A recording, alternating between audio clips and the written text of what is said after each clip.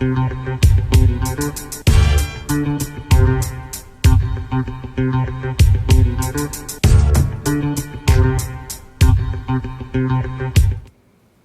hello. Welcome to Sunday with Charles. Hey, Jason. It's great to be back with you. A little bit of a new rearrangement here. Well, I think so. We've had some constructive suggestions from people who've been watching this show, and thanks to all of you who do so on such a regular and frequent basis. And I've just figured out something about one of our technical issues. It's got to do with having 3 cameras connected, because it only happens when we're doing Sunday with Charles. I'll fix it right now. There we go. Okay. So now your close-up camera will be available to us again. I'm not sure why that does that, but at least we know how to make it not happen anymore. So Charles, there's been so much going on. I mean, it seems like every week there's more incredible news coming out. The corruption within the FBI, the Russian collusion matter, of course, has been on everybody's mind for months, despite the lack of substantial evidence. What have you got for us today? What happened? Yeah. Well, first, before we answer that question, I would like to congratulate the art department for really outdoing itself. I mean, take a close look. This, I think, it will turn out to be a classic of a poster. I mean, this is really modeled after, I think it was the 1966 or 7 film. I've never seen it. The Russians Are Coming was a slapstick comedy. Mm-hmm. The art department has done a genius move inserting these various people. Barack Obama, and the word "it's a plot." That's from the original movie poster, Yeah, I think. yeah. It's a plot. And of course, you've got the balloon shot of Hillary with Bill as the balloons were coming down and her eyes went all gaga. But the way you inserted the names, the crowdsource, this is really a classic. Perhaps you should do, I don't know, T-shirt, mug, something. Well, we might, in fact. We've got a whole array of wonderful merchandise items that people can purchase from Redbubble. We've got the Deep State dummies, we've got the Podfather. And the thing is, Charles, a lot of people don't realize that any of these designs, even though we showcase the Podfather mug, you can put any design on any of the products. So a t-shirt, a cell phone case, whatever suits your desire. And with Christmas and Hanukkah and Kwanzaa coming up.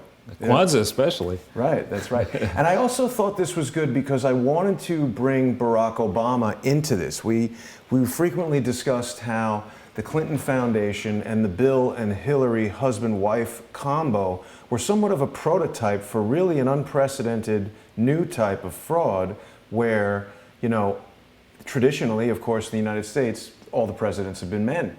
But now that we've entered this new era, which really, it's a great step forward that women can be viable candidates for president. It opens the door to this husband-wife sort of con team. Right. That it does seem like Barack and Michelle are queued up to be, they're on deck, if you will, to be the next major fraud. Exactly, it's a point very well taken. And I think a related point, and I was actually on the phone to a good friend of mine in Japan for about an hour and a half before this broadcast, mm-hmm. bringing him up to date on certain matters that are related to the Clinton and other foundations.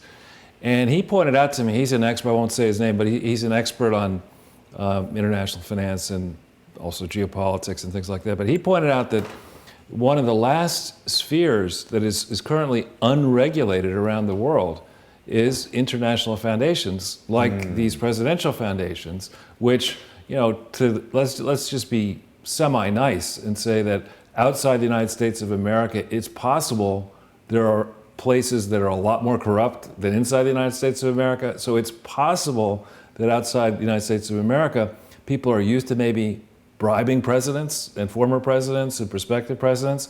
So when they see this presidential foundation model operating, and they ask their own legal people, because it's possible if you're a foreign donor to say, hey, you check this Clinton Foundation out and see, is it legal? And then when you see that it's not legal and that there are all kinds of problems with it, then the crooks around the world will say, okay, we got him. She could end up being president, and for a modest amount of money, insurance protection money, we can ensure that we're on the right side of these people who are obviously crooked. Right. And now, as you point out, you have in the Barack Obama, and fair warning to you, Mr. Former President, and Michelle Obama, we have been on top of this, I reached out to you, to your trustees, several of your trustees, many different ways. I put you on notice in writing by email, and you should know I save all my emails multiple ways. And I pointed out to your people that you were making a huge, or as Donald Trump would say, huge mistake. And you've decided just to keep on, He didn't write back? I didn't get anything back. I had nothing. Maybe we could send him a mug. We could make a... We could have. That's great. We sent it to the Obama Foundation. We sent it to him, care of the Obama Foundation. That's a good idea. Yeah. In Chicago over there. But so one of the things that really did happen, as you rightly point out, Jason, that's right. As we go through this presentation today, we actually kept its length shorter because we don't want to go, again, 3 hours, 3.5, up that long. It's kind of long. But as you listen, ladies and gentlemen, to this presentation, I want you to do your best not to think about Corinne Brown, not to think about the fact that here is an African-American congressperson who had been serving Florida for 24 years, who had made the mistake of not being named Clinton, and made this mistake of not being white, and made the mistake of not being well-connected enough. This lady embarked, we can now say, because she's been found guilty of 18 felony counts. We warned you last week that this was coming. It was expected a week ago, this last Monday. And sure enough, bright and early on Monday, we learned that the judge had carefully considered a 50-page sentencing memo, which we gave you a link last week so you can look at it. And I think it would be a lot of fun for the crowdsourcers to read through that memo, find the choice bits of it, and say, just put a short tweet out saying, mark this thing up and insert the word Hillary Clinton, and just put the phrase in, and then send it to Trey Gowdy and send it to Jim Jordan. Multiply it by like 1,000. And always with crowdsource the truth. As I don't know what other hashtags we should put in there. Charles Ortel, of course. Well, whatever, but as many as might get noticed. James Woods, the real James Woods, is a good one. Donald Trump is a good one. The various senators and AGs, send it around that sentencing memo, because Corinne Brown is 71 now. Last summer, the 2016, around the same time that dopey James Comey decided to run roughshod over the FBI and reach a conclusion that we will shortly explain is just how inexplicable it was not to go after Hillary Clinton and the Clinton Foundation. Right around the same time that dopey James Comey did that, the U.S. Attorney, I believe, in Jacksonville made a decision during Corinne Brown's campaign to announce an indictment and begin a prosecution, which obviously affected her chances of winning. She lost. And on the one, as Gilbert Gottfried said in Beverly Hills Cop, on the one hand, on the other hand, put something in this hand that would make you forget about this. Right. I see him around town all the time wearing a backpack. Do you really? Gottfried. I mean, I've seen him probably about 5 times in the course of the history of living in New York. He's a pretty funny guy. He's pretty funny. People should be following you on Twitter, Charles, at Charles Ortel. There's always loads of good information on this thank you, Jason. Twitter feed here. And I do actually try, I can't respond to every message or tweet, but I try to do a decent job of at least looking through the feed, and if people ask me a question I can answer, I try to do that. Another way to contact me is through my website, and there when you do it, it goes to my email, which I am more aggressive in responding to. Okay. But thanks, so Jason. People should know that charlesortel.com is yet another way that they can get in touch with you, and we want to let everybody know about that website. So there's a lot of new subscribers to Crowdsource. Oh, great. Yeah, we're over 35,000 well done. On YouTube. So there's a lot of people joining the show every week. I mean, Sunday with Charles is regularly getting 20,000 views per episode and more. So, people who aren't familiar with your work can look at some of the incredible research that you've done here in exposing the Clinton Foundation and warning the Barack Obama Foundation that the time for screwing around is over. Right. Yeah, and thank you for bringing that up. One other thing that did happen is that I began this quest of getting involved in the media and exposing fraud in July of 2007, when I exposed what I considered to be a very large financial fraud, which was General Electric Company. Oh, yeah. And it took a while for the fraud, the public to understand what was going on. And when I began on that, I think the stock was around $40. It dropped ultimately to under $7, $6.69, I think. And then it went back up into the mid-20s over a long period of time. But in the last several months, it started dropping off a cliff again. And I would warn folks that when you see a General Electric, you talk about Bitcoin, and we can talk about that at the very end, but General Electric, in theory, is a real set of businesses. I mean, it's got 300,000 or so people working at it. It's got factories all over the place, service operations all over the place, many different lines of business. And it used to be at one point, for quite a few years, it was number 1 or 2 in every one of its business lines around the world. It operated comfortably all around the world. And if General Electric can't make it in the modern economy, there are a lot of other companies out there that people ought to tread very carefully thinking about. So in recent months, there have been negative announcement after negative announcement with GE. I believe the stock price is now below 18 again, hovering around 18. Again, back in January, let me get this right, September 7th, 2001, GE stock price from memory was around the high 30s and $40 a share, and it hasn't split. So now to be low these many years later. How low is it now? It's now below 18. Ooh. And it's had to cut its dividend. It eliminated its dividend, then it brought it back, and it's just cutting its dividend again. Well, you exposed such massive fraud there. Obviously, that stock price was inflated, I would presume, by the fraud. It had been, yeah, it had been. And I'm just saying that's, in terms of things to worry about. So don't think about Corinne Brown. Don't think about the inequity of an African-American congressman being targeted in the middle of her election aggressively and then convicted and then sentenced to 5 years in prison.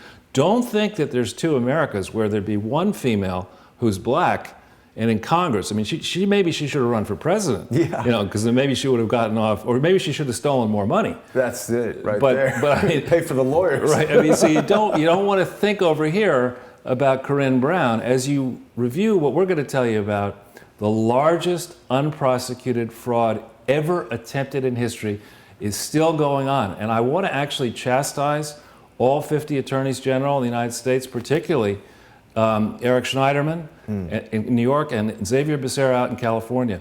And I want to implore Pam Bondi down in Florida.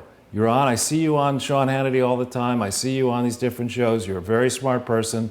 There is a massive element of fraud in the Clinton Foundation in your state in Florida, where in June of 2009, the Clinton Foundation illegally created a fake new charity called the William J. Clinton Foundation Corporation, and then I believe used that entity as a way of maybe diverting money that was going towards Haiti. It never disclosed all kinds of bad ties, not only to Democrats, to Wesley Clark, but also to Jeb Bush in this Inavita Homes fraud that put a guy called Osorio in prison. All of this should have been disclosed. All the activities, Bill's activities with his in-laws and extended family, basically trading off the problems in Haiti. What's Hillary's brother's name? Rodham, last name. That's either Tony, yeah. Tony Rodham. With the gold mine in Haiti. Yeah. Without fail, anyone of Haitian descent or anybody from Haiti that I speak to, they all know that the country got totally ripped off by the Clintons. And is still in the process of being ripped off. So don't think about Corinne Brown.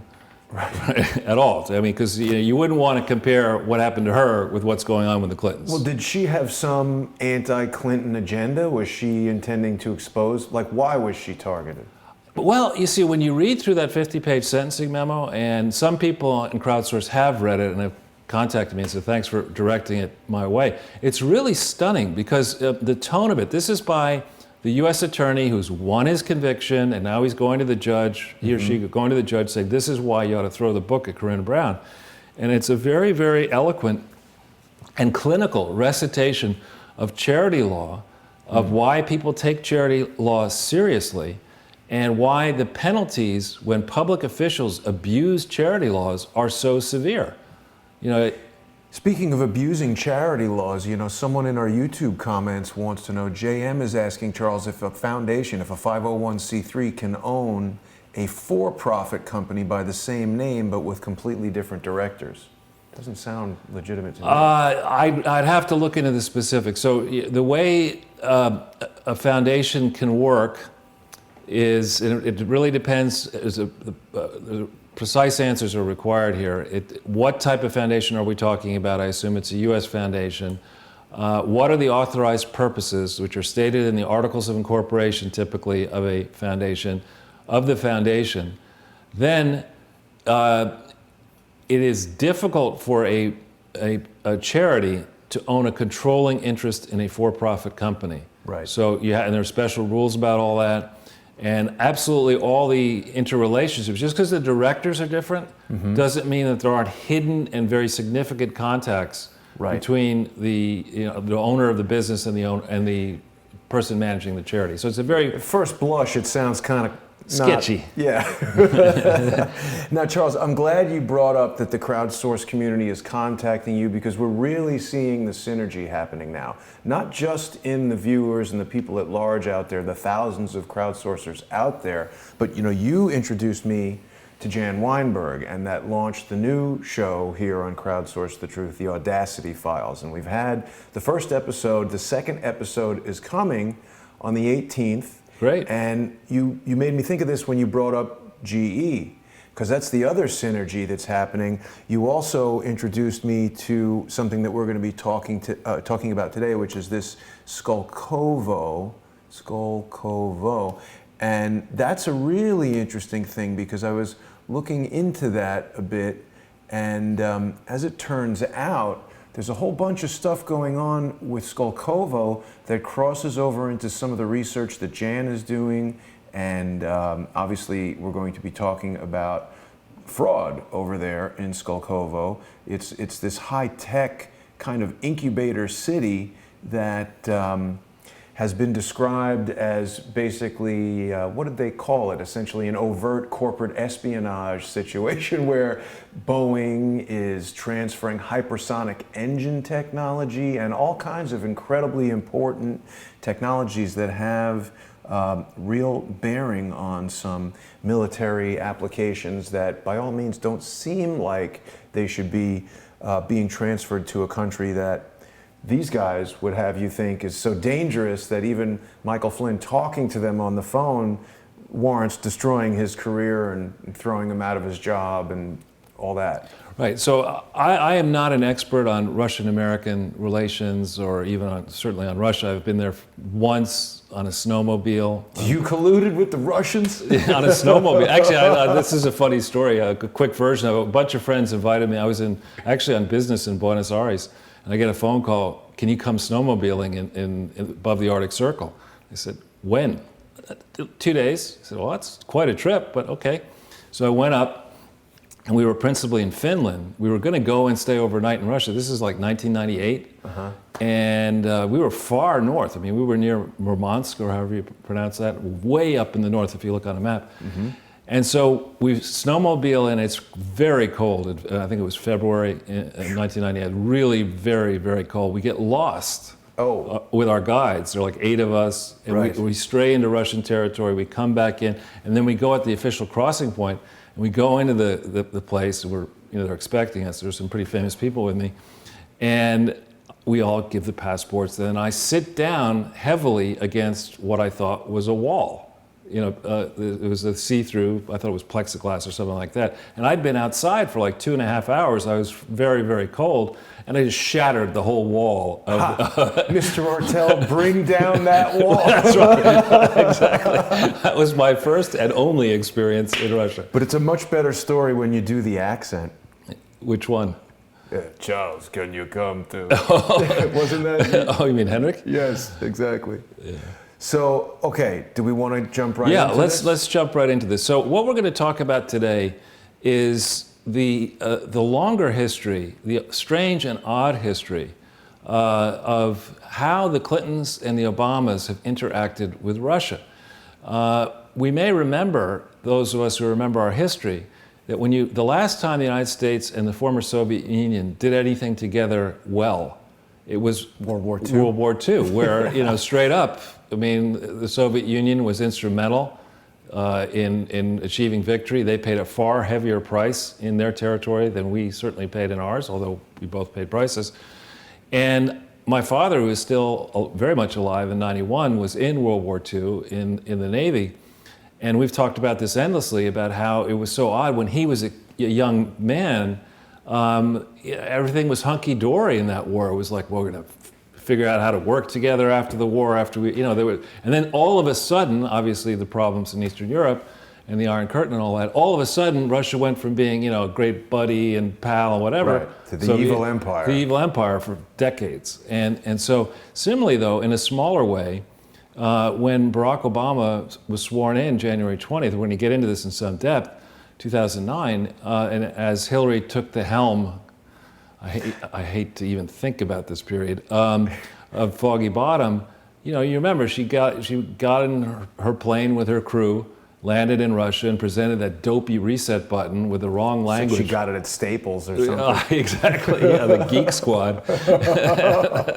And, there was a time, and people forget this time, in the early period, all of 2009, all of 2010, all of 2011, all of 2012, it wasn't until November 2013 that relations finally soured between the Obama administration and Obama. There was if you remember, the hot mic moment during the campaign, 2012. Medvedev. Yeah, Obama was caught saying, this is my last election. After the election, I'll have more flexibility, whatever that meant.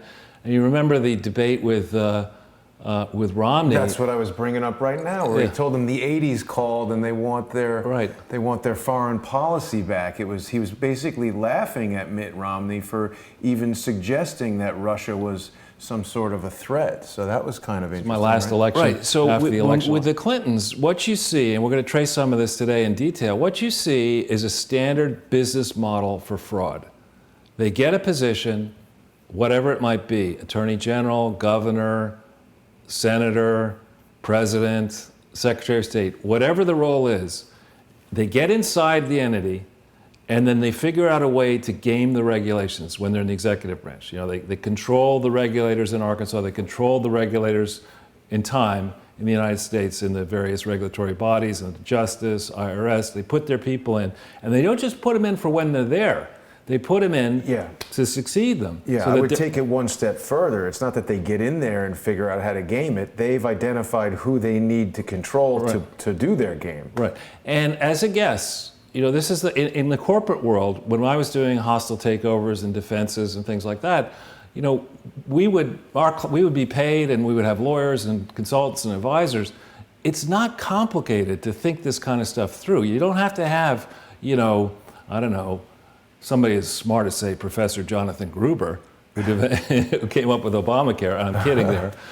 You can actually, with a relatively small team, you could tick off the boxes and say, these are the positions I want to make sure I control. And the standard one that they'd use, and this is really one that we need to change. Donald Trump and his people need to change it. Congress needs to change it. The Senate. For the State Department, for example, they have something called, for the big government agencies or whatever, they have inspectors general. Right. So in the State Department, while Hillary was there, they said, I got a plan. We just won't have an inspector general. So there was nobody to basically look this stuff over, and there was no will in Eric Holder's Justice Department or in the IRS with Lois Lerner in a critical position. There was no will to go down the alleys that would have exposed the fraud and the graft involving these presidential foundations. So we're going to show you a long-running pattern and practice of evolving fraud, and we're going to explain to you why it is most unlikely that this came as a shock to the Obama administration, and more likely, in fact, that when the Clintons and the Obamas put down their weaponry and decided they were going to make peace and win the 2008 election, a pact of some sort was made. The FBI, if there are any serious people left in senior levels at the FBI, who are willing to actually work on behalf of the American people and get the truth exposed, investigated, and prosecuted, we will find evidence somewhere. Maybe it's Bruce Lindsay's got memos, maybe Valerie Jarrett's got memos, maybe there's emails. Somewhere there is going to be correspondence explaining how the sides decided to go from being bitter enemies in June 2008 to being collaborators and mutual enablers beginning by January 20th, 2009. And you know, while you're talking about the OIG, the Office of the Inspector General, they have them for all kinds of things. They have them for the House, they have them for, you know, Homeland Security, all these different offices. I actually went and spoke with Teresa Grafenstein, who was in the Office of the Inspector General for Commerce while the Iwan brothers were infiltrating and hacking and doing all this stuff. So definitely seems like somebody knows how to make sure the Inspector General is not inspecting whatever it is that they're supposed to inspect when they want to do something screwy. So, right. So, you know, you sit and talk, we should probably do this, you know, the Common Man edition or something like that, where we go and we discuss something like this with a randomly selected person, you know, off the sidewalk. And you look at something like this, this isn't complicated, right? If you refuse to make an accounting for what actually happened with the State Department or the presidency or Arkansas or whatever, you refuse to show books. Yeah. You refuse to explain any conflicts of interest.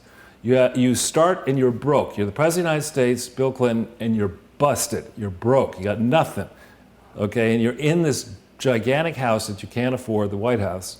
And every day, different rich people are coming in and asking for favors from you. Yeah. And you're sitting there, you know what do I have wrong with this picture? You know, I'm not making any money, and I'm at $10, $15 million in debt, you know. Wow. Which is what they were at the peak, you know. Doesn't it strike anybody any grown-up above the age of maybe 12 that the potential for graft and corruption might be extremely high? You know, and then you have this process where Terry McAuliffe, we've got his book here, he's, you know, being touted by some as potentially going to be the presidential candidate for the Democrats in 2000. I hope not. Yeah, but I got to read this time. This is a guy who's supposedly, you know, a serious person. This is his biography, What a Party. And it's like, my life among Democrats, presidents, candidates, donors, activists, alligators, and other wild animals. And you read this book. Wild animals, exactly. You read this book and you say to yourself, this is not a serious person. This is a person who believes that rules don't matter, and that, you know, for a small amount of money, you find the crooked in the politician. You know, you pay for the crooked, you get that crooked politician a house that they couldn't afford in Chappaqua, and you've got that crooked politician in your pocket, and you play that game. And I think, you know, serious people in the FBI, whether these are actionable crimes past the statute of limitations or not, need to go into the long and sordid record of Terry McAuliffe taking money from donors, doing business deals from political donors, enriching himself, involving George H.W. Bush in I think, Global Crossing. You know, he's an equal opportunity, uniparty grifter, frankly. Well, but it's a tight-knit crew of grifters because, of course, Terry McAuliffe gave the money that went to Andrew McCabe's wife's state Senate campaign, and of course Andrew McCabe was critical in the investigation of the email server. I think we should take it back a few steps as well to Arkansas, because so many people forget that Bill Clinton's brother Roger was arrested by the FBI in a sting. They have him on tape buying cocaine, talking about how he's going to get some extra for his brother. The Mena Airport in Arkansas was used for Iran-Contra, where the cocaine was flown from Nicaragua, where the Sandinistas ran the government, and the Contras were selling cocaine through the FBI, and all this crazy stuff went on, and people just seem to forget about that. Right, and so this goes back to, you know, what we've talked about in several previous broadcasts, that a useful place to start is right around 1989 or so, 1988, 89, because that's when the United States, we've always had international connections and stuff, but that's when the United States and the Uniparty and academia began to embrace this idea of unregulated globalism. And that's when actions of a government official, a high government official in the United States, suddenly a yes or a no became worth a lot more money. Yeah. In addition, the United States has long retained the ability to influence multilateral organizations like the World Bank and others that can give you political donors straight up lots of money. I mean, tremendous amounts of money, as we've demonstrated. So this is something that, to see clearly what's going on now in 2017, you've got to understand the context. Right. And what we're going to take you through here is some of that context to show you the long period wherein what we call false front charities, charities that hold themselves out as being, you know, I don't know, benign libraries. Obama's maybe in Chicago, Clinton's supposedly. It's tough to figure out which is bigger, the library or the massage parlor in Little Rock. But these supposed charities turn out, in fact, to be personal enrichment enormous factories. You know, where the gatherings of the charity are meetings that, you know, people don't cover aggressively. You can keep the inquisitive press out of them, and they become places where deal doers can connive right out in the open, all the while taking credit for doing good works. Well, when it comes to high political officials, you're not going to find anyone higher than Bill Clinton, despite the fact that he claims to have not inhaled. So, well, you weren't referring to the Choom Gang, were you? You forgot about that one. No, what? Barack Obama and the Choom Gang in Hawaii? I don't know about that. We're getting too far All right, afield. well, let's go to the next page then. Next page, yes. Sorry. And today, for those of you who are worried, we only have, I think, 11 We've pages. been bantering a lot, though, so I don't want to use up too much of your presentation. This is primarily, we'll go quickly through this. This is primarily for the new viewers who are not familiar with the approach that we take. I'll quickly explain that all of the information that we're putting out there for you is information that is in the public domain, and we check it. Obviously, we can't verify that the Clintons' reports are actually correct because they've never been audited by anybody. So nobody knows, except for maybe dopey Andrew Kessel and you know, this new fellow, Kevin Thurm. Maybe they've tried to figure out what actually happened in the Clinton Foundation. We just take the reports they're supposed to put out in the public domain that must be true, accurate, and complete, that cannot omit any material fact, and we start there, and then we try to cross-check them. We are not the FBI. We do not have the power that the FBI might have to go to these different people and say, listen, you know, this isn't going to be one of these nice conversations.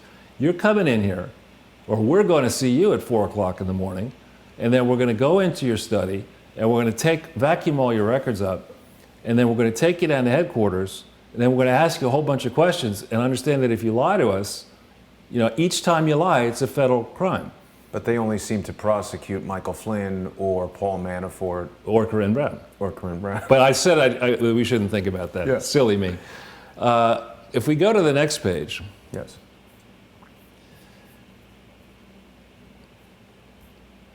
All right. So there's a huge news flow, and to cover it all would extend this program too long, but we just wanted to pick up a few high points. So if we go to the first link is the Zero Hedge. Yeah. Now, this fellow, Dave Weigel, or however you pronounce it, I mean, last week was a very bad week for the press. They had multiple false stories. This is one they put out there saying that there's no one in the audience, and Trump himself noticed this and said, oh, wait a minute, this picture is from hours before the rally started. They like doing that, huh? And then this guy, Weigel, apparently in 2010, he did something similar in a different position. So here we have, and I think hats off to Donald Trump, calling out the press. Last week there were multiple errors in significant stories following the preceding week, you remember, when the Brian Ross story caused the stock market to tank. I mean, bigly, as Trump would say. Right. And so the first question that the first revelation I would have is where 20 years ago, 30 years ago, I used to actually read 4 or 5 newspapers a day and The Economist, and I don't read any of that crap anymore. It's not just fake news, it's crap. It's late, there's very seldom is it appropriately footnoted and sourced. It's incredibly biased. I mean, the group of people, you think about the number of people, for example, to pick on one show, Morning Joe. How many people who regularly are on Morning Joe have either had to be fired for inappropriate behavior, are accused or convicted or disciplined for plagiarism? or just Or have to retire because dead interns wind up in their office. Exactly, yeah. Somebody one. I know did a story about that. I'm trying to remember. Yes, Yeah. we did a great story with Jared Beck about that. Yeah, that's one people should go read again. Yeah, but before we proceed, I just want to say you're often generous with your descriptions of these things. I do not believe this was a mistake on the part of Dave Weigel. I think what we're seeing is a very insidious, underhanded effort on the part of many individuals, not just in the mainstream media, but even people who try to undermine some of the research that's being done in the independent press by deliberately pushing out false stories and trying to present them as the truth to achieve some other agenda. Hence the need for something like Crowdsource the Truth, which I think is a great way to counter this. And I hope that people who watch this and will see this and like it will tweet it out and send it out and email it out around. Yes. But I think you're seeing two ways you're seeing a reaction to it. The first and the most hurtful way is that the revenues and finances of the mainstream media are going directly down into the toilet. So Well, that's deserved. and it's good. It's good. But the other way is that the following for this site and the following for sites like it and activities like it and the role of independent investigative journalists, because of the internet, because of the tools that are available, because of the thirst for the truth, I think we're beginning to see the mainstream media actually lose bigly, as Yes. Trump would say. So if we go into the second link, actually I need to go back into the no problem. text because I think all right, don't hit that one. Because in order to see this link, you have to subscribe to the Washington Post, and far be it for me to try to make Jeff Bezos any richer than he Right, already we don't want is. to pay the CIA. No, right. But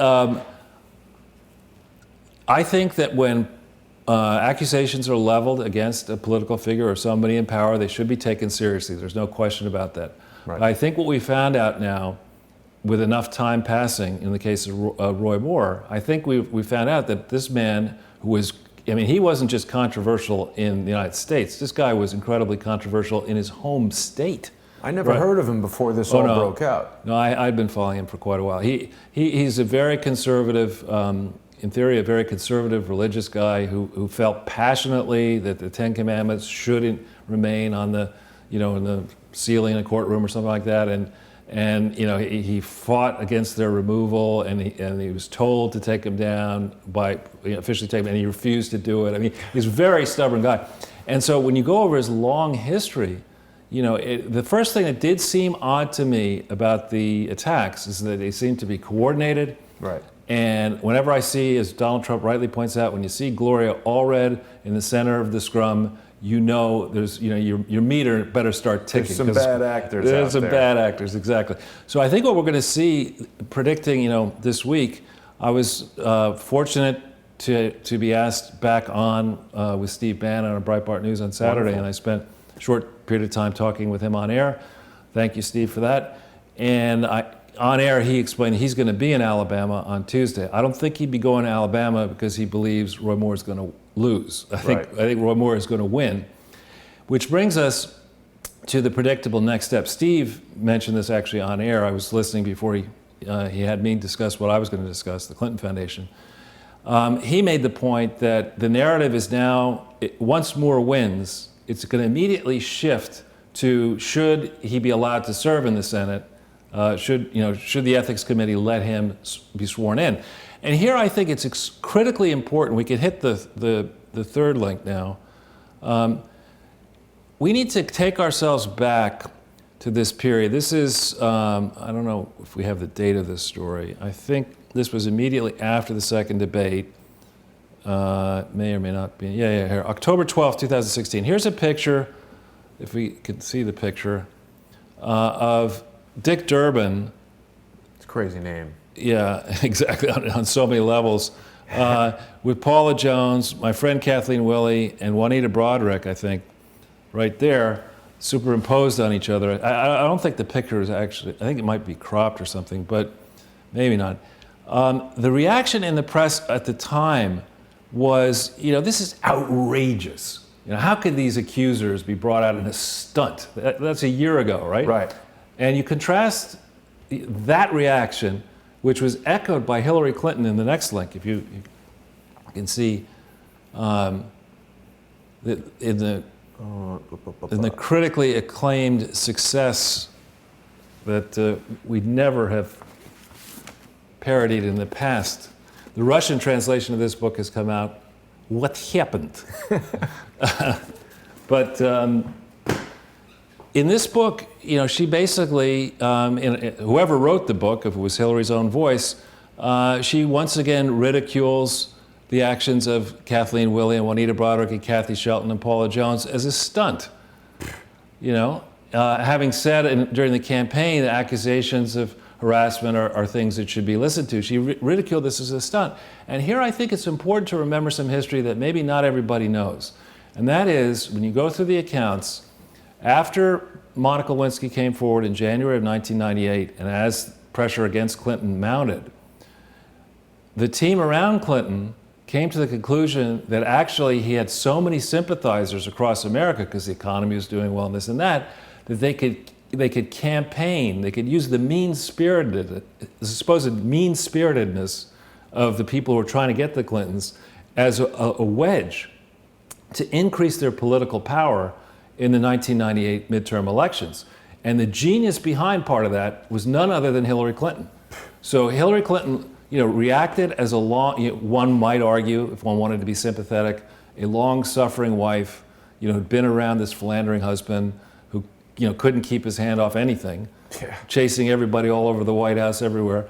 There's even the story recently in the press, I think last week, that somebody reported that multiple women were afraid to, in the White House to bend over a desk if Bill Clinton was going to be anywhere near them. I mean, that wife, Hillary Clinton, back in 1998, if we think across, just take America first, forget the wider world, across the United States of America, think about the average, family that had been married, husband-wife team that had been married as long as they'd been married at that time. If yet another accusation come out against your husband, and you are now going to be impeached for it, how many American women would say, oh, that's okay, I think what I'll do is I'll attack the accusers, and then I'm going to go and I'm going to use this experience as the primary argument for why I should be senator in a state I've only visited, in New York State. And then I'm going to use that to get reelected, and then very quickly after I get reelected, I'll use that to campaign for President of the United States. I mean, it's not just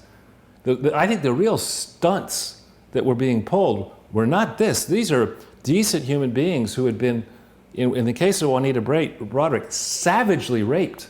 It wasn't an affair. It was a savage, repeated rape.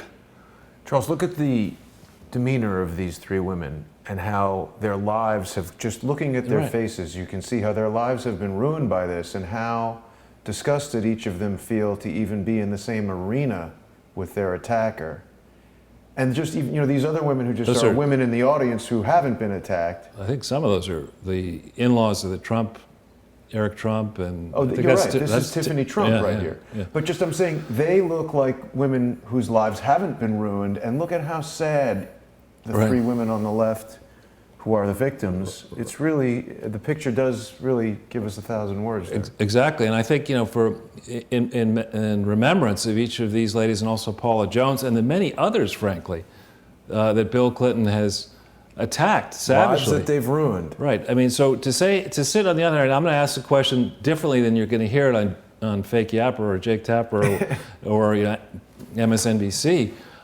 If because of accusations that of behavior that may have occurred 40 years ago, in the case of Roy Moore, which may or may not actually be proven or whatever, automatically, just because those accusations are made, Roy Moore, if he wins the election in Alabama, should not be allowed to serve, versus Hillary Clinton, who enabled the behavior, who protected, who didn't say, no, Bill, you shouldn't be using U.S. taxpayer money. Laughed about this woman's plight. Laughed about Kathy Shelton, made all kinds of excuses, and that person got seated in the Senate immediately, though she won, a race, you might argue it was rigged in 2000. No. In New York. I mean, Hillary's long. I mean, I don't think Hillary Clinton, prior to having Terry McAuliffe give her the money to buy a mansion in Chappaqua, I doubt that Hillary Clinton had spent 6 months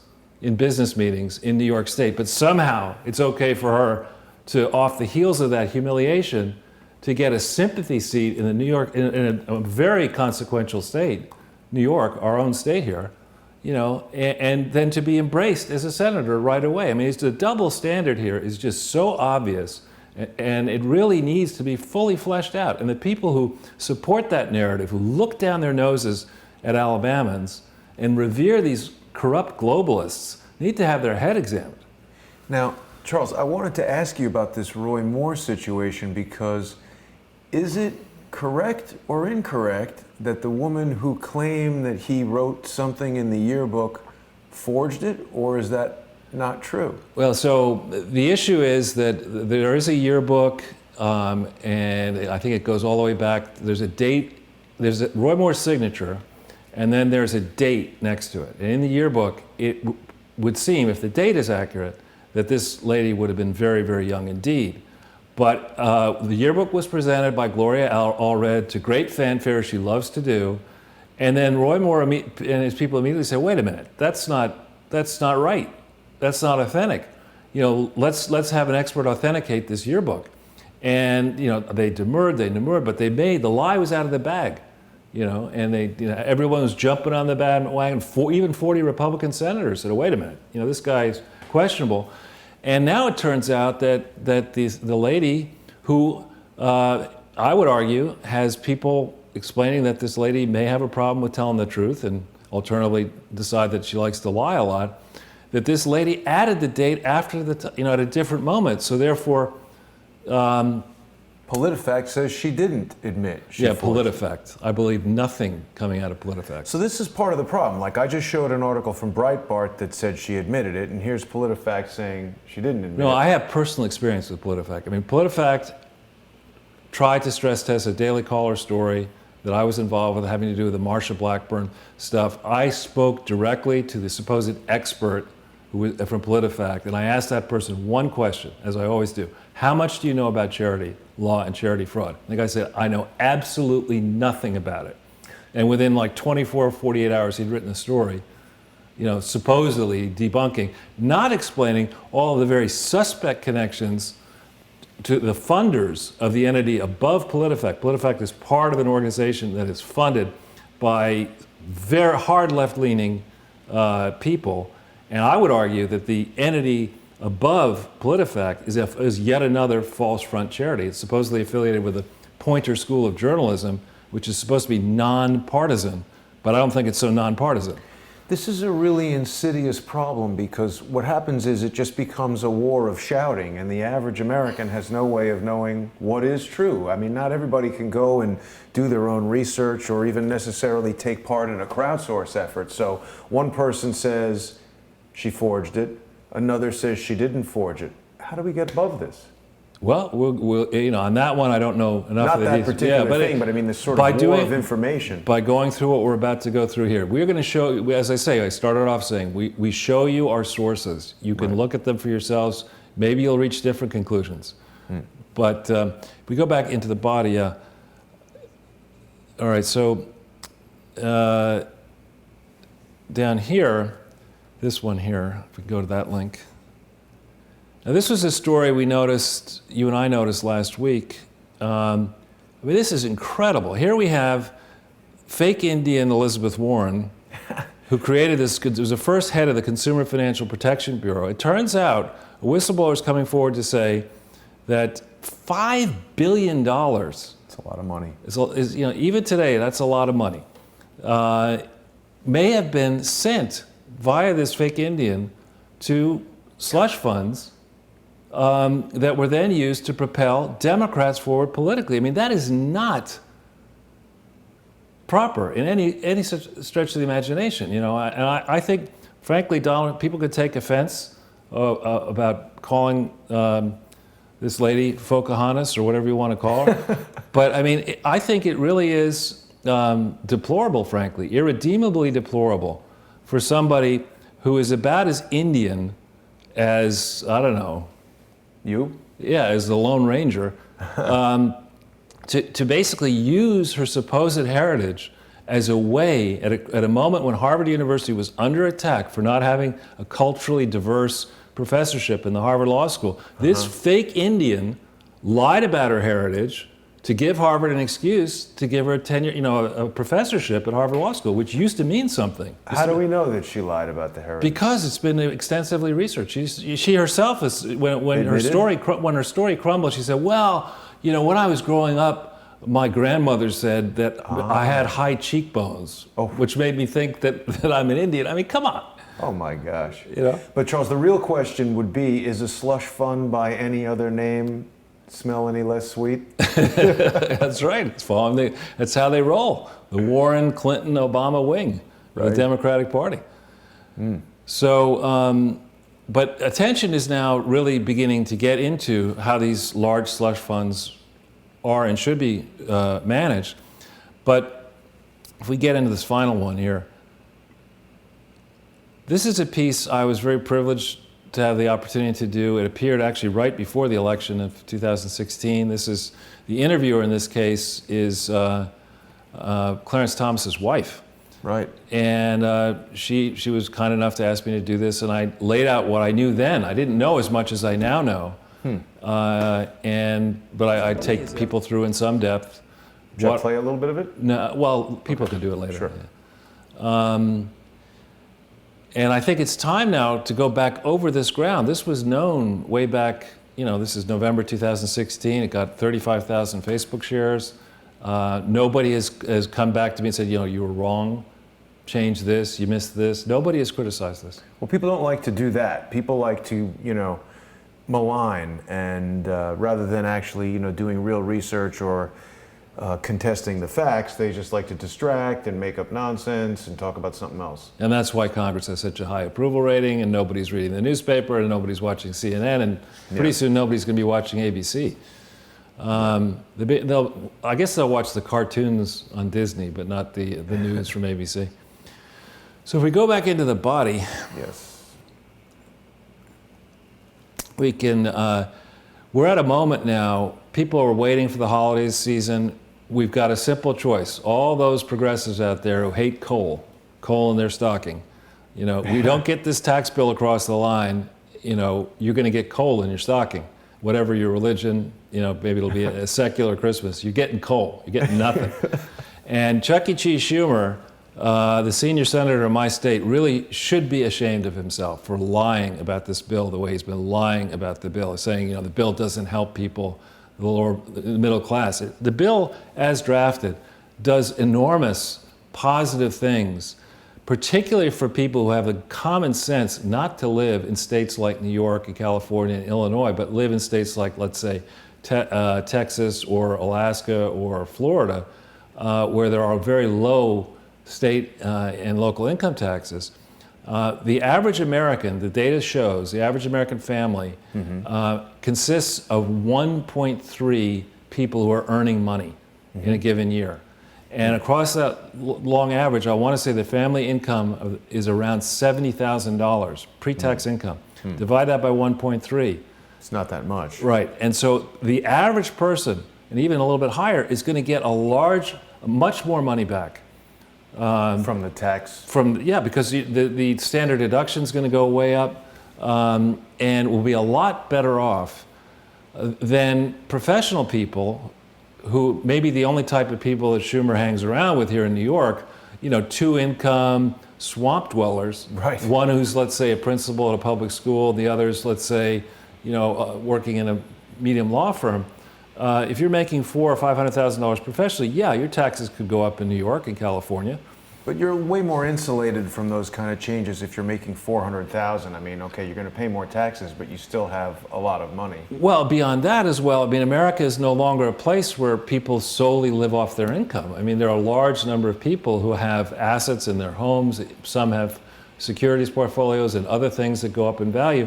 So you can't simply just look at the income picture. You have to say, is the business climate going to improve? Are your assets going to be better? Right. Is the financial solvency of this country going to get stronger? There are lots of ways that you could be better off. And even if you have to pay a little bit more of your pre-tax income in tax, you may on balance say, well, yeah, all right, so my house went up in value or my stock portfolio went up in value. That's if you have money.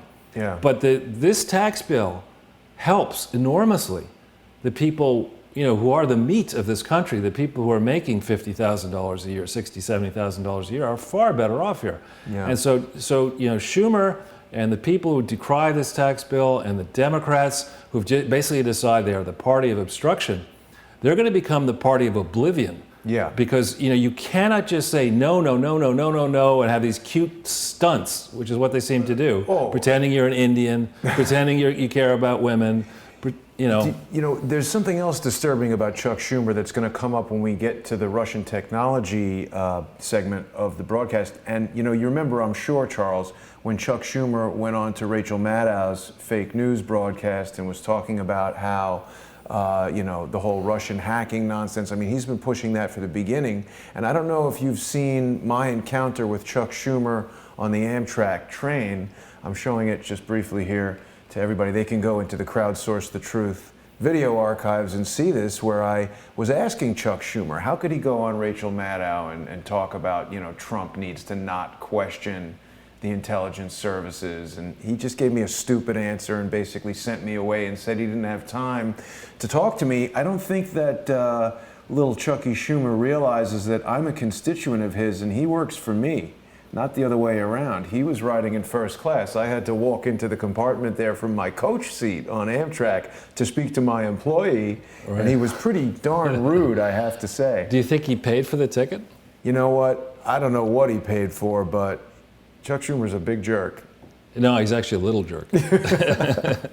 Anyway, so we have to get behind, I think, people in the crowdsource community. It's not like we're going to have only one tax bill, right. But we've got to get something across the line now for the benefit of most Americans. This is a good start. It's not perfect. Nothing is ever perfect.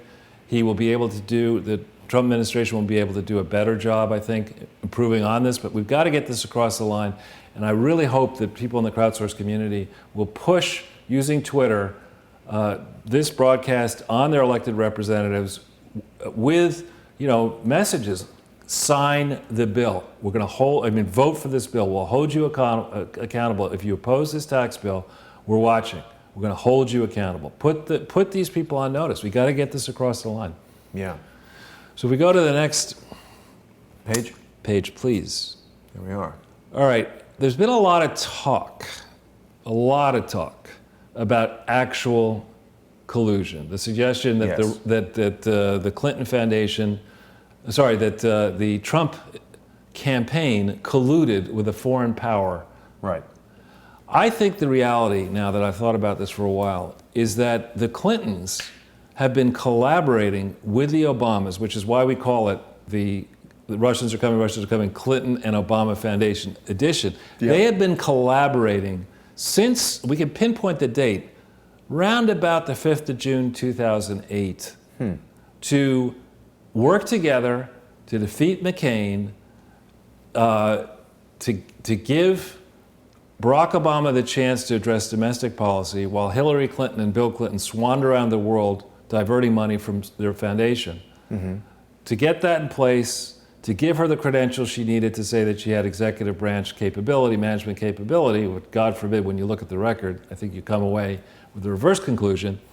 This has been a conspiracy whose origins started, I would argue, by the 5th of June 2008, of epic proportions. Yes. Nothing this bold and big has ever before been attempted. Well, that's why I selected the VistaVision poster to give it that epic. Yeah, well done. Feel. Well done. I want to ask you another question, Charles. Do you find that we have now entered into this really dangerous kind of era where, through the media and other means, people are making accusations that are totally baseless and then conducting investigations and searching and going to Paul Manafort's house and demanding documents, or just accusing someone of some wild thing and then searching, like in the case of Michael Flynn.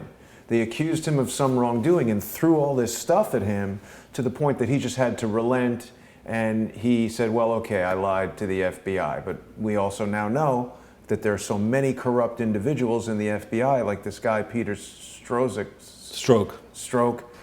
that he seems to be stroking the wrong things when he should be investigating. He's stroking, and they just put people under the gun until they are forced to relent. Right. Well, yeah, I think I'll cover that actually in a few slides. But what I want to focus on here, if we may, is just the origin of the actual collusion between Team Obama and Team Clinton. So, on March 31st, 2008, it is an incontrovertible fact that the Commonwealth of Massachusetts shut down the authority for the biggest piece by far of the Clinton Foundation to operate.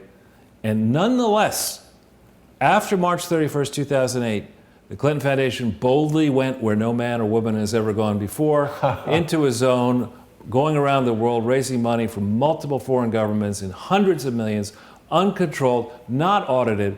You know, they're told, Master, you can't do this. And they say, hey, I'm a globalist. I'm a Clintonite globalist. I do what I want. Yeah. You know, and so they were fighting like hell to beat Team Obama. They lost fair and square. By June 5th, 2008, we don't have to put this up. People can look at it. You'll see the evidence that indeed a meeting was held in Senator Feinstein's house where supposedly Senator Feinstein said, yeah, come into one of my many mansions. I'll just go upstairs and do whatever I do. And you two talk it out. They talked it out. They hugged it out. It's all in that story. I hesitate to point to it as it is CNN. It could be fake news, but I've found it in other places that support the idea that there was some sort of meeting held, high-level meeting, where they buried the hatchet.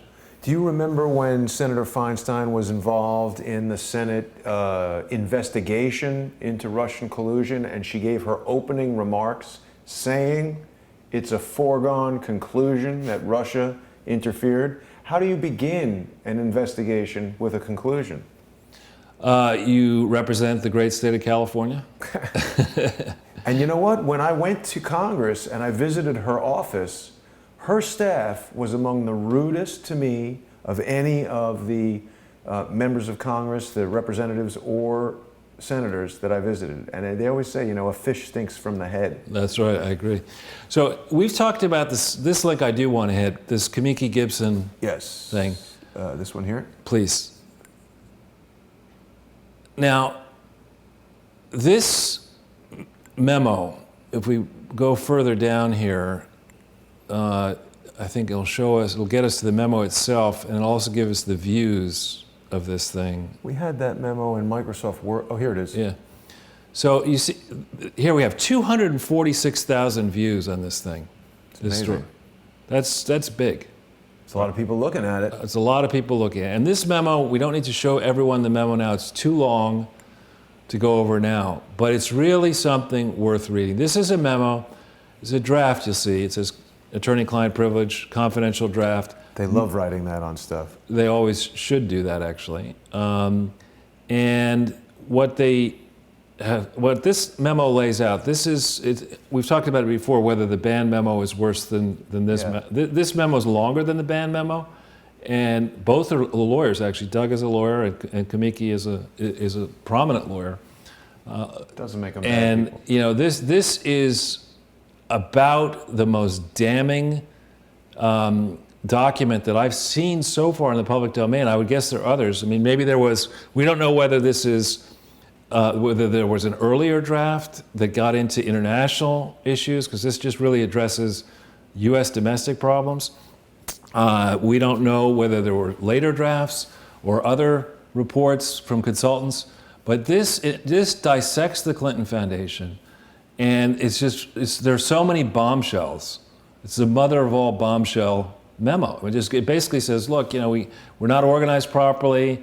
We got this problem over here and that problem, and then we've got this problem here and that problem. And you just look at this. This is 7 days before the annual report to the IRS was due, because the 15th fell on a Saturday, so it was due on the 17th. And 7 days before, 1 week before you're supposed to submit a truthful filing to the IRS concerning your results in 2007, you've got a memo here where people are talking about fraud, diversion, illegal operations, and it doesn't even address, you know, the fact that you were shut down, your core operation was shut down in Massachusetts. It just doesn't address any related party transactions. any potential annulment transactions around the world, any defects, any past settlements. None of that's addressed in this, but just what you have here is bad enough. I mean, this is a stunning indictment begun supposedly in September of 2008. This might be nitpicky of me, but I find it ironic that she's chosen a rather decorative font compared to Times or Courier, which a lawyer would normally use. So that's just sort of an interesting, it's almost like a graphic design choice to make it look better. I guess, I guess. So if we go back into the text, yeah. All right, so that Barack Obama won his election on the 4th of November 2008. On the 6th, it's reported that Valerie will be the co-chair of the presidential transition effort. By the 10th, you saw the memo, right? Yes. So Valerie Jarrett's been co-chair of the presidential transition effort. Somebody issues that memo to Bruce Lindsay. The question is, does Bruce show it to Valerie Jarrett or whoever was doing the due diligence? I mean, if I had been doing diligence, if I were Valerie Jarrett and I see this Lindsay memo, I'd say, you know, about that Secretary of State position and about your future in the Democratic Party, you know, take this dime, call your mother and say you're never going to be president of the United States because this is just ridiculous, right? So that's from The Paper Chase, the movie. But anyway, on the 16th of November 2008, the real memorandum of understanding, not the fake document that we'll show you. Oh, yeah. Where they stuck in, they made the 11 a 12 or whatever. Right, that's this one right here. We could show. This is a doozy. This is a real winner. Yeah, this was provided on the 3rd of December 2013 in a FOIA request to Judicial Watch. And this is supposedly, and I've checked with Tom Fitton's people and Judicial Watch, this is what they were provided. The government said this is the real MOU. And if you go to the last page, you'll see this real MOU. There's Valerie's signature. And there's the date, 16th of November, right, 2008. And it certainly looks to me, I'm no handwriting expert, that's handwriting is very similar to Jarrett's signature, the way I look at it. I could be wrong. This This is Jarrett, and that date looks to me to be her handwriting, but I could be wrong. I agree. It looks very, you know, yeah. This does not, this looks like a pasted in signature to me. This looks like a real signature, but. That's maybe a harder judgment to make, but I think an argument could be made that these are both. But isn't there another version of this 1116 where it's a 12? Right, handwritten over. We've shown that to people before. In the past, yeah. And so FBI, if you're listening, line people, if you're listening, you have the ability to find it. Remember that this version, right, came together 6 days after the Lindsay memo. This is an MOU which talks, we've had multiple presentations where we've told you about the false claims in this MOU, about the legal status of this thing. Mm-hmm. You know, so that everything's hunky-dory with the Clinton Foundation, we're fine. Whereas 6 days earlier than this, you got a memo from an outside legal person who studied the Clinton Foundation for 3 months and saying, holy moly. Holy tamale. Yeah. All right, holy cannoli. Holy so guacamole. If we go back into the presentation, yeah. So on the 18th of November 2008, this is as they're beginning to sell the false narrative that the Clinton Foundation's great, they missed their filing deadline. They missed their final filing deadline in New York State. And you could see it on the New York State filings today. They did not make the filing. And the filing that ultimately went in was false and materially misleading, as we've shown before.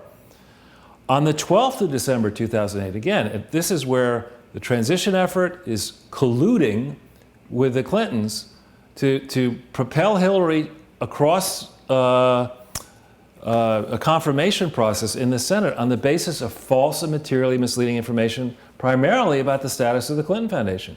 You know, her testimony in the Senate and the arguments why she should be able to be engaged in international activities were built in large part upon the supposed good works performed by the family with this Clinton Foundation, which was a flaming fraud at the time. Yeah. So on the 12th of December 2008, an audit, you know, in quotes audit, a fake audit is completed, but it's hidden from the Senate. It's hidden from the regulators. They don't provide this audit. Why, if it's fake, can't they control Well, because the even the fake audit is filled with a lot of bad news. That's so stupid. I know, it's a fake audit. You can see it now. I mean, it doesn't comply with the accounting regulations. There are various accountants who can confirm that independently, and we will have some of them on in time to talk about it. But why? How come they can't even fake an audit properly? They couldn't rig the general election either. I mean, there's lots of things they can't do. It's so stupid. It's so stupid. So that's hidden from New York State and California and Michigan regulators. We have the correspondence file, which we haven't shared with people yet. It's available publicly. You could see false statements are sent on behalf of the Clinton Foundation by a supposed law firm across state lines using the mail. What was that firm again? Nonprofit Service Corporation, That's a law firm? supposedly, and or providing legal services. That false letters, false characterizations to the states of Michigan, California, and New York, at minimum, were sent out on or after the 12th of December 2008, saying, we need more time to finish our filing. Auditors have not completed their work. Yeah, we ran out of whiteout. Right, exactly. And then like a month later, there's a letter, here's our final filing.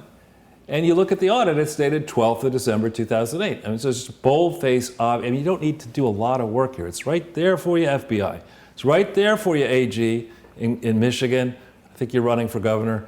In California. Unfortunately, the AG in California is your friend, Xavier Becerra. My friend. Yeah, your friend. Yeah, I like that guy. Oh, he's the guy who hired the Alwan brothers. I know. And he's doing something with the server. I think he gave them a fake server when they wanted to look at it. Yeah, did Chris Gowan help him with that?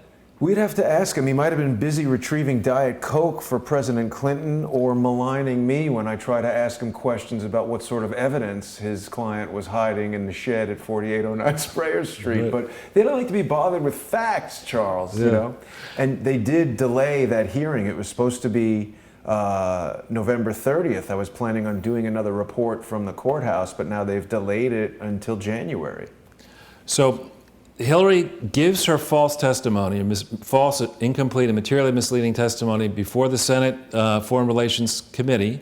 They vote her, they recommend her nomination. She's nominated and approved. It starts work at Foggy Bottom, as U.S. Secretary of State on the 21st of January, 2009. For people who don't know about Foggy Bottom, Charles. That's just an allusion to what they call the State Department headquarters. Yeah. So we can go to the next page. All right. Now, as Barack Obama is fond of saying, Pakistan. Pakistan, but some might say that there's a long pattern and practice of rigging elections. When you look at this with a jaundiced eye and look through the record, and we could spend a day on this chart, and I won't do that to you, but in 1996, there were many allegations that multiple foreign governments, specifically the Chinese government in 96, may have been illegally purchasing influence and supporting candidates, including the Clinton-Gore team. And hearings were subsequently held into that after the 1996 election, after Bill won re-election. Chinagate. And it's literally thousands of pages of evidence. And what do you think happened in regard to that investigation? I'm going with nothing. You know, exactly, yeah. Emails, extensive emails that were supposed to be produced went missing in 1996. So you begin to see there's certain standard steps the Clintons used. Pattern and practice. Pattern and practice. He was in power, they were in power, they had the ability to direct the Attorney General or manage the Attorney General, say the Attorney General is independent. In reality, how independent was the Attorney General? Or more importantly, the Deputy Attorney General, the person who now is Rod Rosenstein, the person who really runs the Attorney General's, the Department of Justice. How independent was that person when Bill Clinton? Well, what do they even mean by independent? He might be independent, but that doesn't mean... She was not independent. It was Jamie Gorelick and... being influenced. Jamie Gorelick's record is we could do a whole nother presentation on that. But the point is, this started by 1996. Perhaps there was a similar thing. We don't need to go back into 1994. We do that another time. But I picked it up in 96.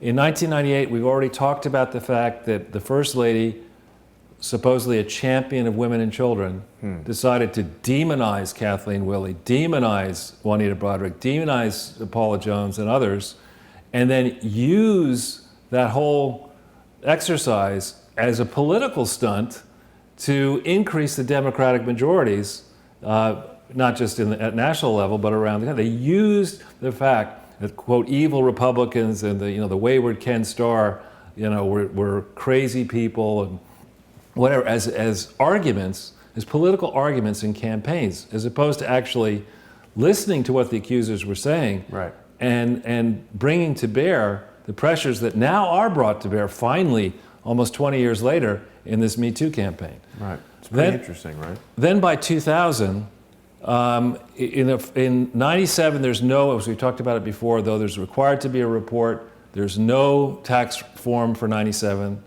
98, that shows very little activity. 99, very little activity. Even 2000, not that much.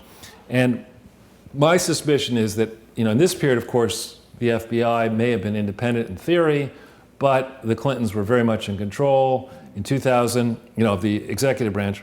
But didn't Bill Clinton fire William Sessions as the director of the FBI on July 22nd, 1993? Yeah. Oh, absolutely. So that guy wasn't independent. Bill Clinton stuck him in there. He maybe owed him a favor. We'll see. But the point being that in this long period through 2000, the Clintons were on the inside of the executive branch. And my suspicion is that if we had a real investigation, not like the one run by James Comey and Bob Mueller, starting in 2001, we had a real investigation with the real records, and if we could go back over the papers of whatever that investigation produced, we would find out that the Clinton Foundation was likely used in 2000 as a mechanism to raise money for Hillary's senatorial campaign. Yeah. Because they were sending out solicitations. Who knows how much money got diverted off to the side, either to fund the expenses of people who should have been paid for another way, or flat out just diverted, to pay consultants to do whatever you have to do to get her elected as a U.S. Senator. By 2002, following the debacle, we've talked about it before, by 2002, following Bill's pardon of Mark Rich and others. Terrible. Midnight pardon. In early 2002, well documented, they began illegally expanding the scope of their foundation, going all over the world, claiming they were doing all sorts of things, gaming the controls, just like Hillary did at the Secretary of State and elsewhere, gaming the controls of the Clinton Foundation, and certainly expanding the use for which this foundation was put to raise money to support political campaigns and also probably to pay lifestyle expenses. Meaning just stealing money to buy that's nice another stuff. way of saying it. Yeah. By 2004, we've talked about it before, and in this entire period, 2000 to 2004, Terry McAuliffe is a supposed independent trustee of the Clinton Foundation, but by 2004, he's chairman of the Democratic National Committee. And in that crucial year, 2004, we have talked about, we have demonstrated, and we will expand our analysis for the technicians later on, but more than $60 million was stolen from the Clinton Foundation in 2004. And that's easy to see if you have basic accounting skills. But there's just no idea where it went? Not yet. And mind you, in this period, 2001 through 2004, Bob Mueller's FBI and James Comey's Justice Department were on the inside of the Clinton Foundation, and it was like, fraud was like right over there. Just like Tsarnaev brothers are right over there. Fraud was right over here, and they're like, I don't see any fraud. Unbelievable. So by 2006, this is a crucial year for Hillary. She has to get reelected as a senator. And if she wants to be president. Ultimately, she announces her run for president based on the solid 6-year experience she'd had as a first-term senator. Right. Which I suppose is, more experience than Barack Obama had as a senator. But she announces her run in January of 2007. So it's very clear, having been through Bill's 2 presidential campaigns, it's very clear in these major media markets, you need a lot of money. Yeah. During 2006, there's all kinds of records of how the Clintons were illegally fundraising, sourcing long-term strategic relationships with government entities who are contributing into Unitaid in an unregulated pool of money that ultimately provided to the Clintons more than $650 million for purposes that this thing has never been authorized. These funds are missing, never properly accounted for, and nobody seems to care. It's crazy. All right, and through the entire period, through all of 2007, actually, reports, we've talked about this before, the IRS forms, which are supposed to say government contributions to give you the total, Right. no information. Not filled out at all. The New York State and California forms, which are supposed to provide even more detailed information, nada. In the Schedule B filings, which are the amendments to these annual filings that list out all contributors more than 2%, maybe there's some filings there, but the IRS would have that. It's not publicly shared yet. And how come the FBI hasn't reached the easy conclusion? Like I see over here, government of the UK in 2006 for X, Ireland over here in 2005. How come there's nothing in this statement here about government contributions? You have Ireland giving you a lot of money, nothing in the IRS form. I mean, it's not hard. Is Unitaid being taken advantage of, or are they complicit? Well, that's another great question. So I think, Unitaid is one of those causes that sounded good. Jacques Chirac, at the end of his term, wanted to have a defining monument to his political activities. And, the causes, the idea behind Unitaid, on paper, it sounds great, but it's the Clinton model. No controls, right? No independent board, no regular monitoring of it, and tons of money, literally billions of dollars get sent towards, that country, Switzerland, which used to be known for things like called secret Swiss bank accounts. Right. I mean, lots of money going into this pool, and then in theory, a small staff looks at this pool and says, we're going to give this money out to needy charities. Who do they select as the biggest recipient in the early years through 2009? An entity that doesn't exist, the Clinton Foundation HIV/AIDS Initiative. I mean, so on the surface level, it's the kind of thing that if you're all in the game, it's a globalist game, everybody's going to take a swipe at this pot of money. Yeah. You could kid yourselves into thinking you're doing good work, but the reality is this was one big slush fund that was sending money to other slush funds, and as a guess, the money sloshed in, and some of the money maybe sloshed back into France and sloshed back into the UK, into these politicians' hands who need to raise money for their own campaigns, as a guess. Right. So we've taken you from 96 to 2006, 10 years. Mm-hmm. We told you briefly about 2008 in some depth, right? I believe, now what I've seen, my working theory is that the Clintons and the Obamas began to collude, did some kind of a deal where they said, we make it through the first term, I'm going to leave Barack, I got to make some money so I can fund my campaign in 2016. I won't oppose you in 2012, and you're just going to let me run riot with my foundation. Your people time will pass, maybe statute of limitations will pass on tax forms in theory. We're just going to run out the clock on this thing.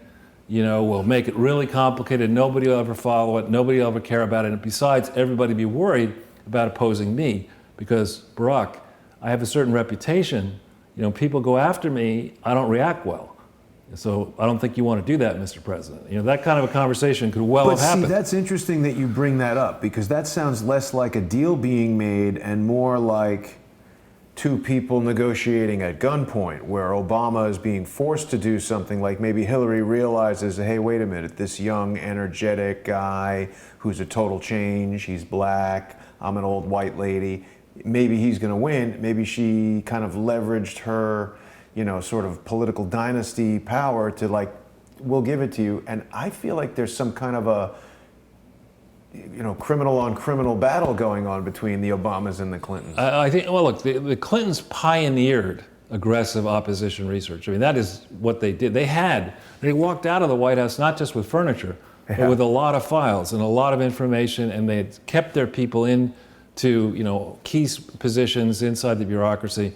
So there is no question in my mind that the Clintons had, many, many reports on all aspects, not simply of the Obamas, but people around the Obamas, the Illinois machine, all that stuff. They must have felt, and maybe did have, leverage that they might have suggested they could use. Influence. Well, to ensure that Barack Obama, if they crossed him, that he wouldn't stay in power as Right. president. Right. Just, this is hypothetical They're stuff. all about the influence op. They always want to get some piece of information, and now we see them relying on information that's not even necessarily true. And when I say they, I mean, Right. like what's going on with Trump and all the Russia hacking and all that So, fake news. so what we see here then is by 2010, in the second year of the presidency, by then the IRS is going after conservatives. The allegations that Lois Lerner and her people and other people in the Attorney General's office and in the IRS are making up lists of conservative donors and conservative organizations and Tea Party people aggressively going after them, slowing their applications, while on the other hand, letting highly suspicious Clinton Foundation reorganizations proceed and progressive groups escape scrutiny, et cetera. By 2012, the illegal reorganization of the Clinton Foundation has occurred. It was basically started 2009, 10, and 11. It's largely occurred, and they were able to stop anybody from actually exposing in this time frame, because it's still looming large was the possibility that Hillary would be the president. And there was no inquiry that we see in the public domain of how foreign grants were sourced for the Clinton Foundation. None of the governments seemed to be interested. The foreign donors are like, hey, what happened to my money? I'm Australia. I got to put a shrimp on the Barbie here. What happened to my money? Norway. It's cold up here. Yeah. I got to pay for heat. What happened to all this money? Same in France and the UK.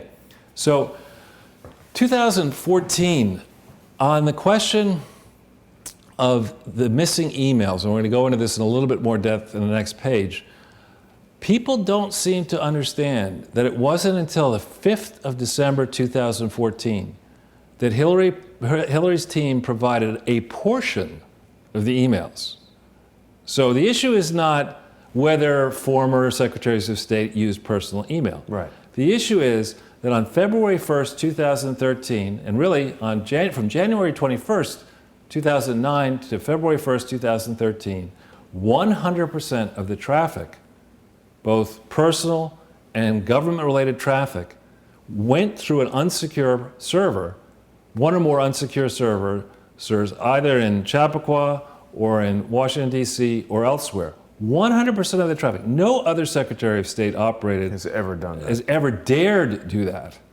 And it was only after months and months and months, and indeed after the 2014 election results were known, it was only after that point that a portion of the emails were turned over to the Department of Justice. And we don't know, no one actually knows, supposedly, what was actually in all these emails, except perhaps the many foreign powers and maybe our own spying services that had seen this stuff going on all the while. According to Jan Weinberg, Boeing and GE have a huge number of emails that were shared between the State Department, the Clinton Foundation, and those two companies, which of course are huge military contractors. The CEOs of each of those companies were in the Business Roundtable, which is a gigantic lobbying firm, and they were also in some presidential committee. I mean, there's so much stimulus. Inappropriate.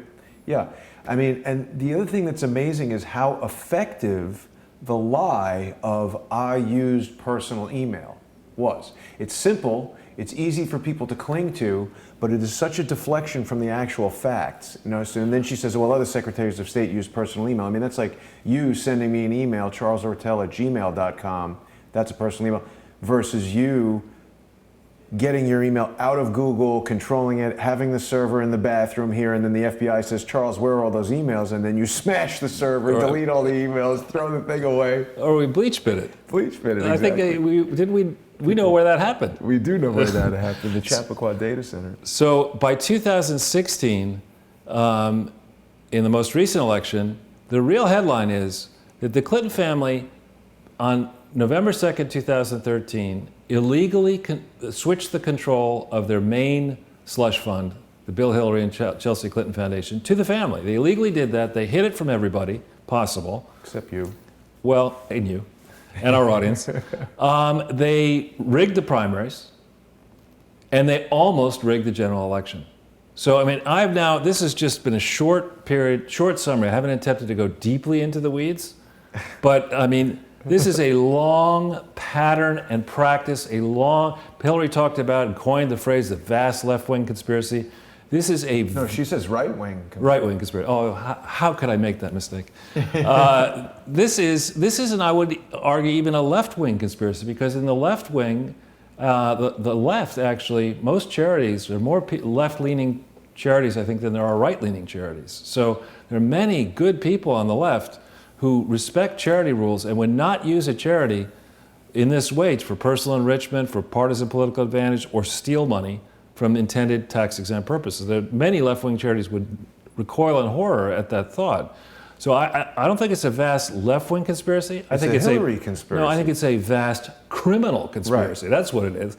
And I didn't mean to bring up Corinne Brown again, because this is so much bigger than Corinne Brown. Yeah. Right. So the question, we're now going to explain to you that another hallmark of the Clintons is to distract, as you rightly point out. They will accuse their opponents of the very behavior that they themselves are carrying out. And they have now made that such a standard modus operandi that we are seeing a lot of people doing that. Cheryl Atkinson describes it in her book, The Smear. We're seeing it happening right now online to people, not so much, well, let's not get into that, but it's a tried and true method that psychologically seems to work on some people. So it's important that we point it out. Right. So we'll go into the next slide. Yes. All right. So let's just say, Gilbert Gottfried style, hypothetically, we wanted to have a real investigation. Yeah, hypothetically. Hypothetically speaking. Let's just say that there were people in Washington, D.C. and around Washington, D.C. in those fancy zip codes with two-income families making $500,000 a year working in government, who actually wanted to finally, after many years of having the system clogged up by political hacks from both the Bush wing of the Republican Party, to a certain extent the Romney wing, and certainly the Clinton-Obama wings, that there were people in the FBI, in Justice, in the IRS who were sick of this garbage, right, and wanted to get to the root causes of what happened, what really did happen. Right. Do you want to look at that vault? I do, quickly, if it's all right, yeah. This all right. one?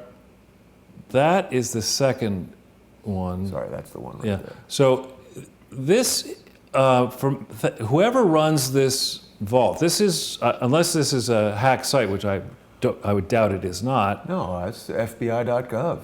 Well, I mean, how do we know that? Okay. I'm just kidding. But anyway, for those of you who might like to say that this is irrelevant, it's not irrelevant. This is information that came out last year in 2 dumps. Somebody, whoever runs the FBI vault file, which is their information portal, thought it was important to have this information in the public domain. And there's it's like 629 pages, I think, altogether, in 120, like over 600 pages.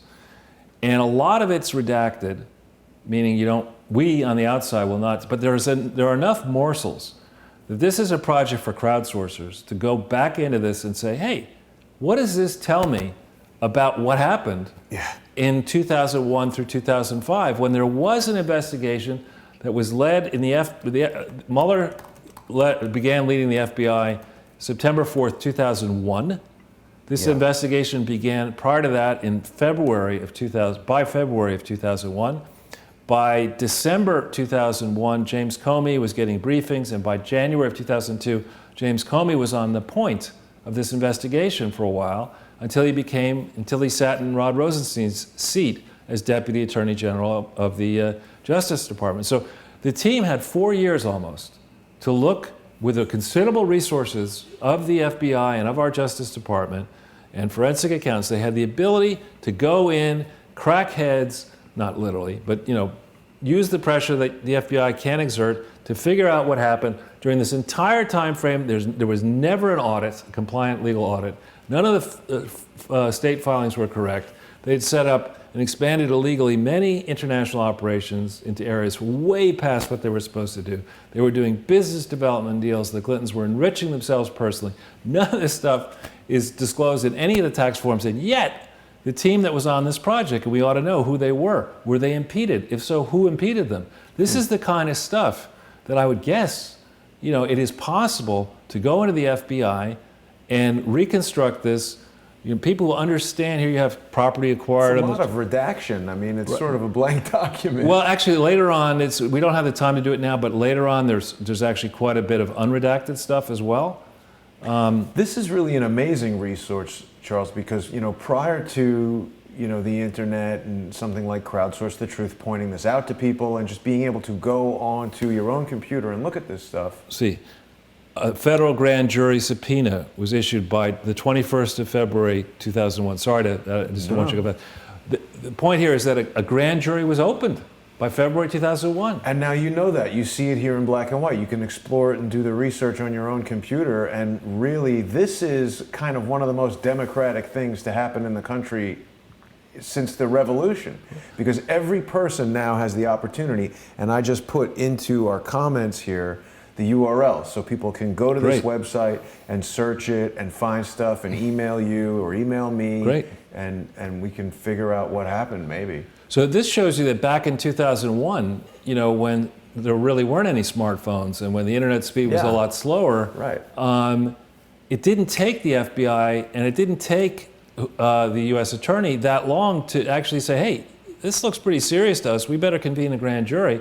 And then dopey James Comey gets put in charge of the investigation in 2002, and nothing happens. But is he dopey or is he deliberately obstructing the investigation? I don't know if it's just him alone, but I mean, it's one of these things where, it's like this. We could be coming up with Ortell's second law, or Ortell's first law. You take something suspicious connected to the Clintons, and you add the word fraud. And I think you tried it. You said recently I got it works. some good information on something that we'll talk about. But when was this released? This vault document? I did not see a release date on it, but I believe it came out the dump one. I think part one came out right before the election, and I think 2016 election. Yeah, and part two came out right after. I think, but don't hold me to it. 15 years after the fact. Huh? Right.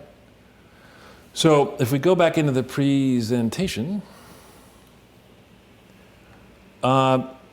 we need to have objective eyes, not Peter Strzok, objective eyes, certainly not Andrew McCabe, go back into the file and tell us, why was this botched? And the second point, let's take a simple one. If we hit that link, the second link,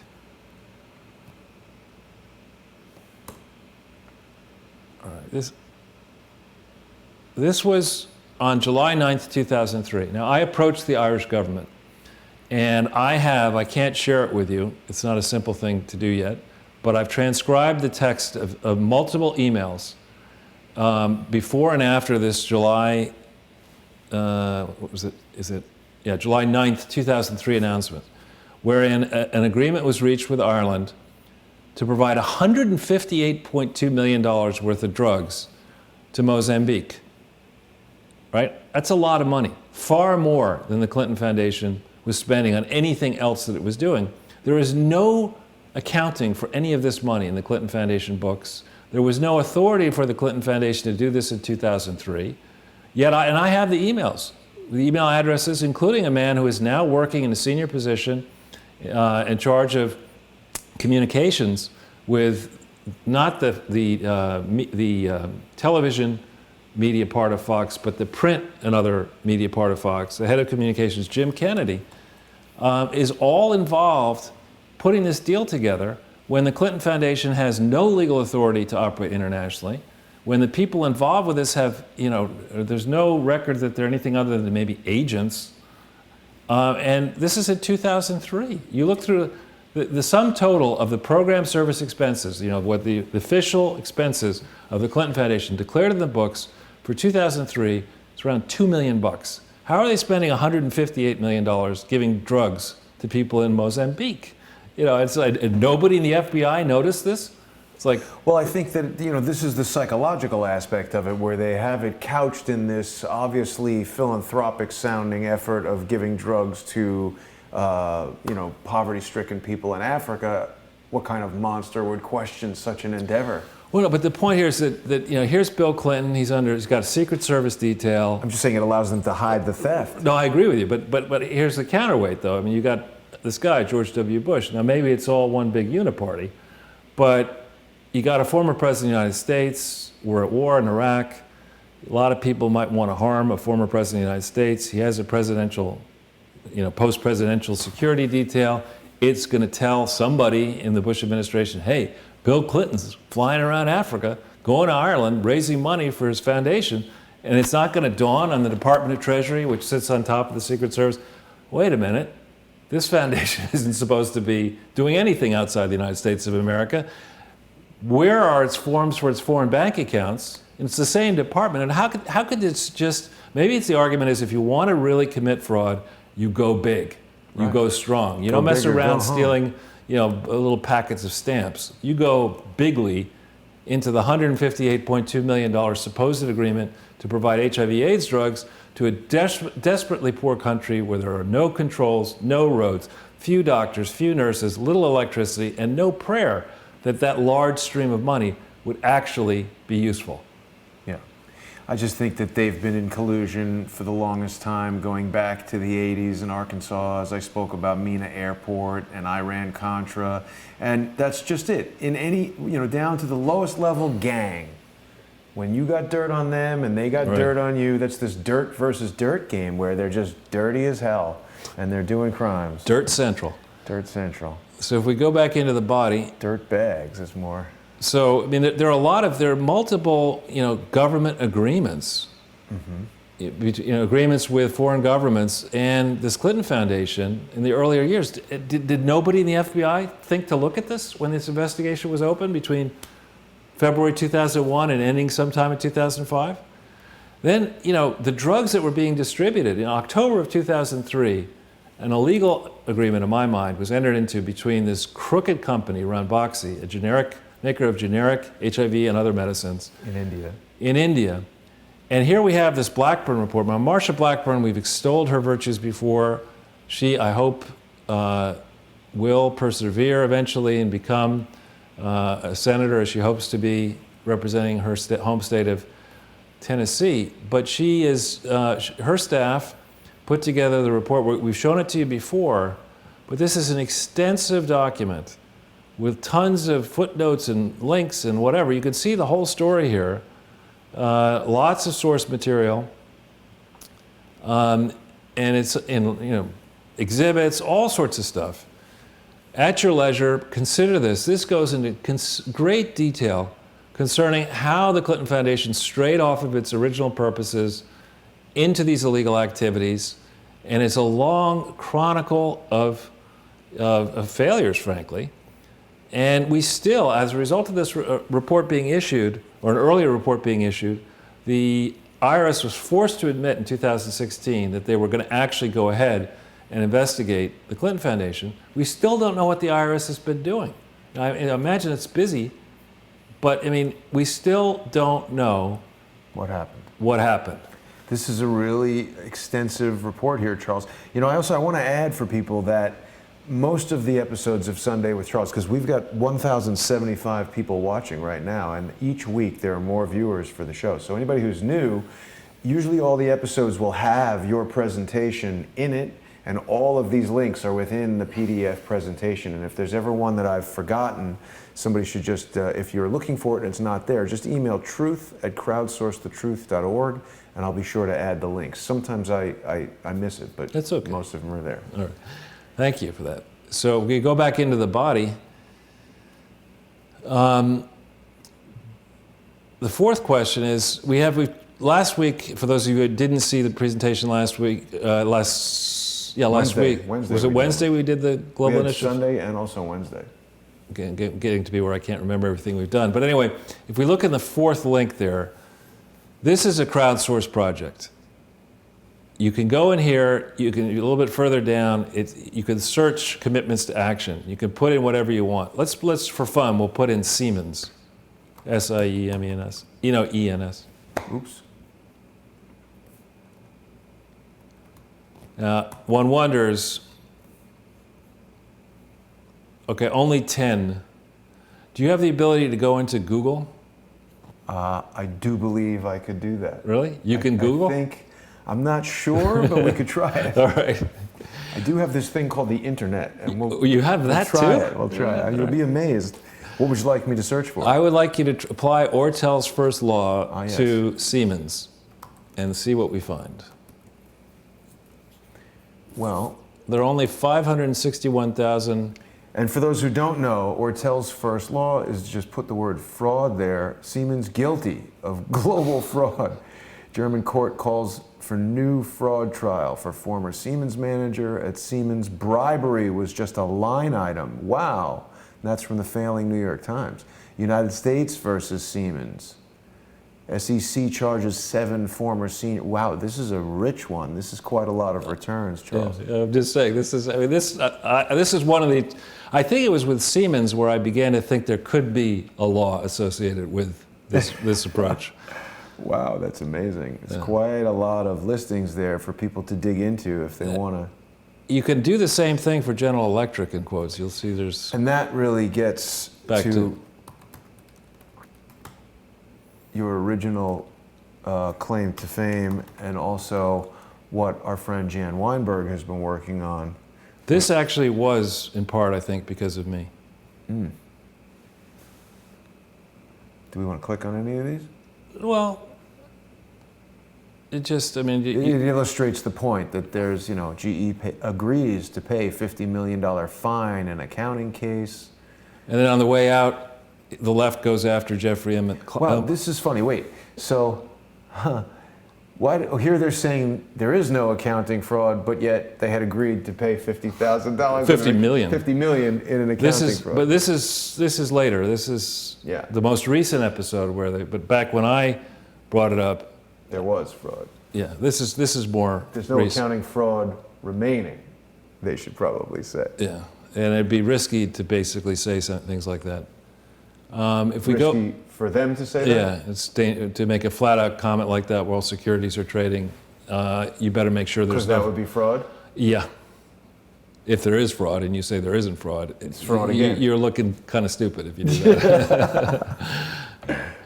Okay, back to the back into the main thingy. Yes. Yeah. All right, so why you can search those global initiatives as we just briefly did. The crowdsourcers can find the most outrageous. We in a recent presentation talked about the $1 billion global green fund as being ridiculous on its face. But there are many, many, many examples. And why was it that the FBI authorities, or the various authorities, the US federal authorities, the states, and the international players, why can't they see the obvious criminal allurement?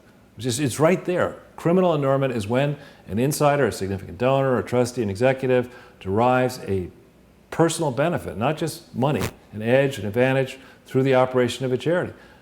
Even worse if you get economic benefits, not having a fund and suddenly having $1 billion green fund if they ever put it together because you're operating a charity, that's just right there. That's criminal allurement. Right.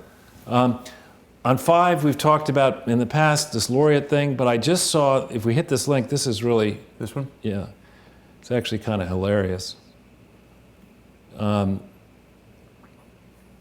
Compliance weak. They should make this an A right here. Yeah. This is at the end of last year. I guess I hadn't seen this, that the laureate had to announce that there were possible Foreign Corrupt Practices Act violations, so bribery at laureate. But this is the one we talked to you about before. Rod Rosenstein was in charge. He was the U.S. attorney for the Baltimore, Maryland area.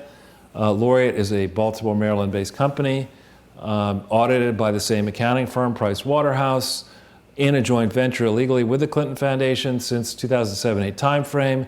No reports ever proper on it.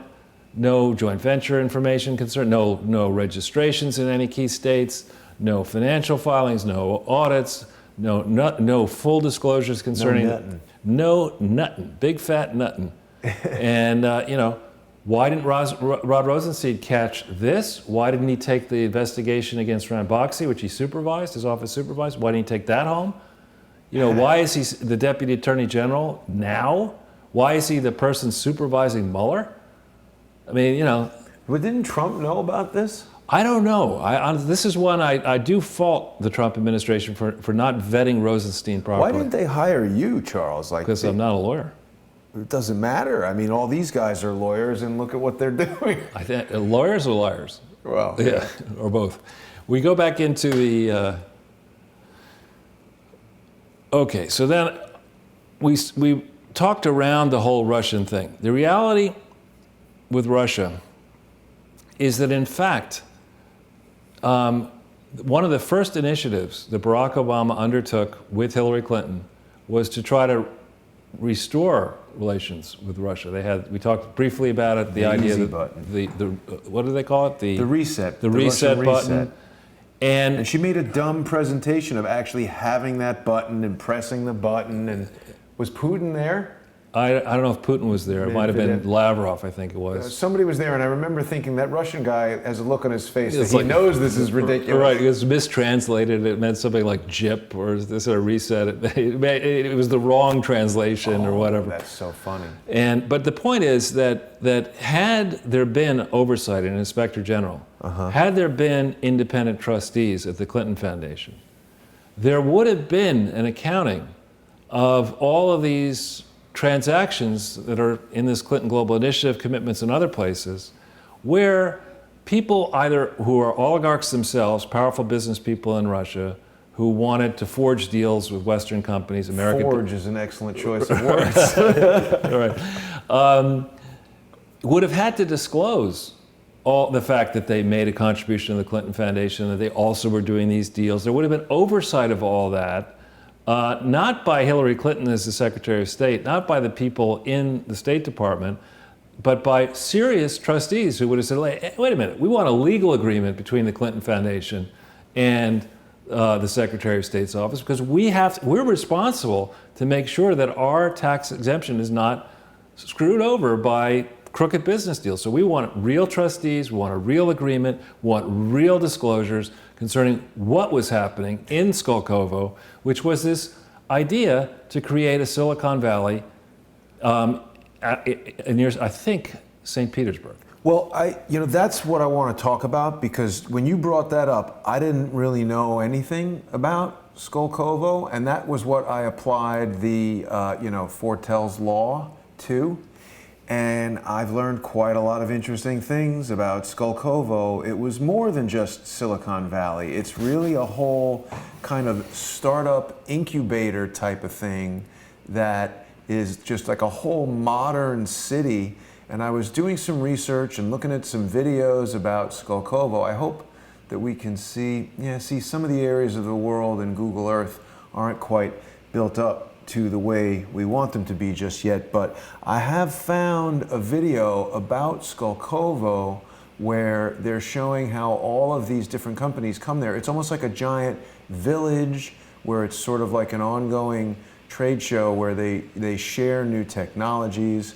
And what I found really interesting was, I'm gonna just put this up right here so people can see this. It's almost like a little video showing you what Skolkovo is all about. And then, so there's this technology where they want to, this guy's the mayor or something, and they said, oh, let me just give this to you. And he said, no, sorry, I can't accept gifts up to 3,000 rubles only. It was like a Nest type thermostat, controls the temperature in your house. And this video is taking you all around this innovation village where the different stands, like exactly as if you were at a trade show or a technology convention. It's kind of like a permanent technology convention where different companies are sharing ideas. Now, the most interesting part of this video that made me think about both you and Jan Weinberg is that they go on to talk about, I think this is the person right here, how companies like Boeing were allowed to come to this Skolkovo village, and they say to her, hey, well, what about the sanctions? And she says, well, we're selling a lot of planes in Russia. And this guy says, what about all these sanctions against Russia? And she says, well, aviation is above all. And then they cut. And that woman that they showed there was speaking in English. The whole report is from a Russian news station. So she's speaking in English. And when it says aviation is above all, I find myself wondering, what's the actual, what did she say there? We couldn't really, we got to find out what actually was said. I think what she means is Boeing has found some magical way to get beyond these sanctions, because I found some additional reports that were talking about, like this thing right here, 13 reasons why the Russia probe must be expanded. This was from May 3rd. If people just Google Skolkovo fraud using Ortel's first law, you're going to find out that they basically decided that this Skolkovo village is essentially a corporate espionage front, and the Podestas are involved, and it all crosses over into all kinds of things. And it became very interesting to me here. Skolkovo industrial espionage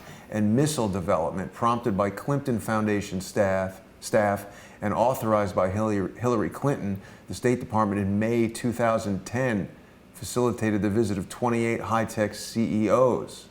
And then I thought about the close connections between, like, Dmitry Alparovich and the DNC, and how he's Russian and he's all into technology, and how CrowdStrike has come up so much in the course of all of this in terms of checking out the server with all the emails.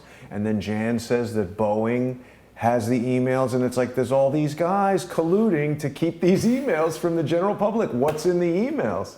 And so here the important thing, we've talked about this before, and I've had actually to date excellent experiences interacting with investigative journalists from Russia, multiple different platforms. They point out to me, and I've checked it for myself, that just as in the U.S., where you can't say, all Americans are as bad as fake Indian Warren, you can't just say that because there's a crook in Russia, that's everybody in Russia is like that. So No. in Russia, they to be fair, Russia went from a system that one would argue wasn't working so well for its people. Then when the Soviet Union fell apart, there was incredible deprivation inside the Soviet Union and the former Soviet Union. And so there's people who were really harmed, people who are dead, families who were hurt, businesses that are no longer there. And they're still going through a process of transformation from command economy to participating in a very interconnected international economy. There are going to be winners and losers. There are going to be corrupt players over there. And it's not as simple as saying, bad people in Russia wanted Donald Trump. The reality is that people who watched the corruption and are watching the corruption at the intersection of government and politics and investment, banking, whatever, inside the United States and globally with unregulated globalism, people watching that inside Russia said, here's some bankable people, the Clintons.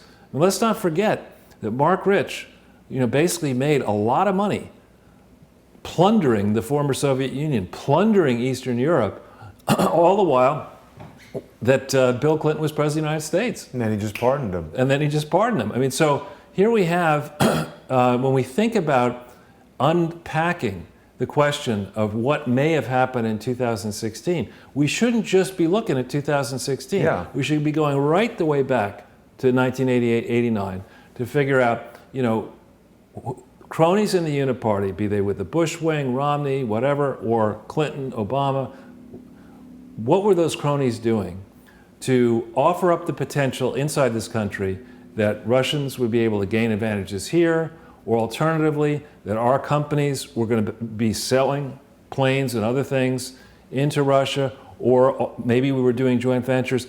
What elements were doing that? What elements inside the political system, the Podesta lobbying group, law firms, et cetera, were basically feeding off this and being used as ways that foreign agents, foreign governments could route favors towards these politically connected class, Republicans, Democrats alike, not simply the Clintons. It's a big story. And I think if we were able, because we don't have the records at the Clinton Foundation, nobody ever bothered to put them together properly, we'd have to reconstruct them.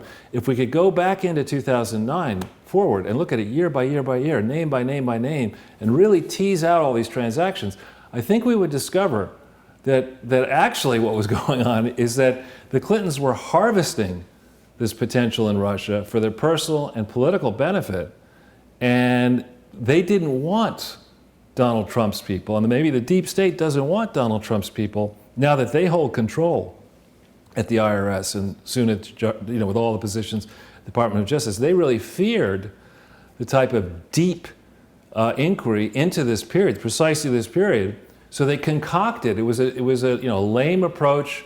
It seems like it came together in earnest, when the glass ceiling was not in fact smashed, but maybe that big television set was smashed. With the Chardonnay glass? Yeah, the Chardonnay. They come up with this lame idea as a desperation. It's not Hail Mary, it's a Hail Satan ploy to see if they can't stop Donald Trump from getting sworn in and then have this resistance, because they really don't want the remaining investigative journalists. And here we in the crowdsourced community and our friends and allies, we can help the FBI. Well, but the FBI is kind of part of the problem, and particularly when you think about CrowdStrike is almost a surrogate of the FBI. The good people at the FBI. The good people. I would say the overwhelming majority of people in the FBI, the line agents, these are good people. I don't disagree at all. We've spoken to many of them, Robin Gritz and Michael Dick and Michael McMahon, but I'm thinking about the Sean Henrys, I'm thinking about the Andrew McCabe's, I'm thinking about the James Comeys, the Robert Muellers. These are the guys that are saying, hey, if we formed our own little CrowdStrike company, we could sort of outsource stuff to them and have them do things that pesky stuff like the law prevents the FBI from doing. Yeah, well, yeah, so we need to overturn that. So if we go back into the presentation and go to the next page. Okay. Is that the next page? Mm-hmm. Okay, yeah, all right. We need to ask a series of questions. So why did the Obama administration hold out this fake MOU as being a binding agreement so many ways? Here you have the other version, if you want to, it's Washington Post, so you wouldn't be able to get it. Those who can get through to Washington Post, you'll see the version that was held out that John Kerry provided to the Senate of the MOU is not, I would argue, the real version. It's a fake version of the MOU with the wrong date, December 16th, not November 16th. Well, we had that somewhere else. We have it elsewhere. Somehow I think we had it on, maybe not by the Washington Post. Then we need to ask the question, how many people in the Obama administration were using personal devices, Blackberries, and non-government email services to communicate for how long? And here I'm thinking, a big deal is made about and we get into it a bit later, that the Clinton email address came together on the 13th of January 2009, but certainly Bill and Hillary and other people were using emails prior to that. What email addresses were they using? Maybe it's not simply ClintonEmail.com. Maybe there are multiple other accounts, and I'm guessing there are. And typical Clinton approach is to not forget about the truth, forget about the whole truth. It's like anything resembling the truth. And you just say to people, well, no one would ever suspect that I have 1,065 email addresses. So we'll just give them 3. And let them get all excited about Debbie Reynolds. Yeah, exactly, like, Jaime Manouche and who knows who else. So, those are 2 big questions. The third question would be,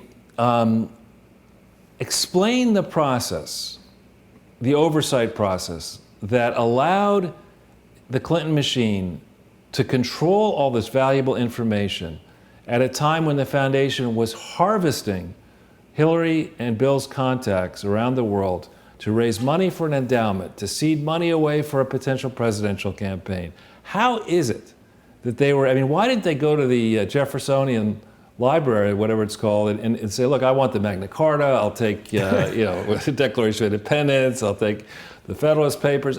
Why were they allowed to keep all of this information the way they kept it together, which was on its face foolish? But to do this during her entire tenure as head of the Secretary of State, but also all the way through the 5th of December, 2014. Did nobody question that? There wasn't a single person in the Obama administration who said, actually, this is not the way we do things here. This is not how it happens. But he was never looking to prosecute them. But somebody, I mean, this just gives you a sense. If we can't answer that question, then we have to assume that the rot that is resident inside the administration is so big. We have to go in and find the good people, the good side of ServPro, and we need a ServPro team to go into these various agencies and just say, listen, you are going to be presumed guilty of being corrupt, and we're going to sit with you. We want you to understand we assume you are guilty of corruption. Okay, now you could try to convince us that you're not, and wholesale house cleaning, right? So then. Here we have the Obama administration firmly in charge. John Kerry, the not-so-merry John Kerry, is flying around in Hillary's Secretary of State airplane. It's the 2nd of November, 2013, and the Clinton family decides, right before filing another false and materially misleading set of annual reports to the IRS, they say, you know what we're going to do? We're supposed to be an independent thing, the Clinton Foundation. Nah, we're going to control it, okay? And nobody in the IRS noticed this? Nobody? So there's got to be the current FBI has to have the ability to go into the IRS and say, now wait a minute, let's see the correspondence file, the full file. We're the FBI, you can show us anything. We have the highest possible clearances. Okay, show us everything. Do you have confidence in Christopher Wray? No, I don't. In part because of Sidney Powell's excellent work and his role in the Enron task force. No, I don't. Right. So, turning then to question 5, I would like to see, and when I was in the business of advising people who were buying big companies, and I myself was buying companies, I know how to do due diligence. And I want to see every single deal that was cut by any U.S. taxpayer above, let's say, $1 million in size through the life of the Skokova arrangement. I want to see all of that. I want to see it in their tax forms. I want to see, and I'd start with by marrying up the Clinton Foundation donors with Skokova. We have a list of the Clinton Foundation donors for the FBI. We have a list of the Skokova projects, and I want to go name by name by name by name. And how many of those deals was the Podesta group involved? And how many of those deals was this group and that group and PwC? And how many of these people were feasting off of this? And how come we don't have the kind of disclosures that we need to have? And by the way, when you look into the record, relations were pretty good with Russia until about November 2013, when the monkey business started. We were pushing and pushing under the Obama administration to try to extend America's reach and Western Europeans' reach eastward into the former Eastern Europe and Soviet Union. Yeah. But it wasn't until November 2013 that things really began to get rocky. So let's trace the entire train of thought from 2009, 10, et cetera. Who was involved in the Skokova project? What connections do those people have potentially to the Clintons? And then finally here, now this is a little bit nitty-gritty question, but why did the Obama administration wait until the 6th of July 2015 to get this report that was triggered? And we'll show you what we mean in a second. It's really brutal. About the suspicion, notwithstanding all the denials of Hillary Clinton, the suspicion that classified material was kept on unsecure servers was the subject of a report issued on the 6th of July 2015, just as Hillary was going through her her campaign announcement about being president. Now, if we hit here this vault, this is the second vault file. Now, this is really interesting. I don't check this every day. I'm going to have to start doing that. This started with just one part, and in recent days they've been adding. Whoever is doing this stuff is adding and adding and adding, and this 16.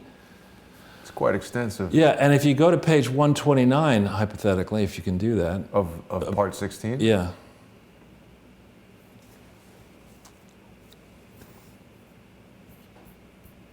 I mean, this is extensive information here, but page 129 from memory.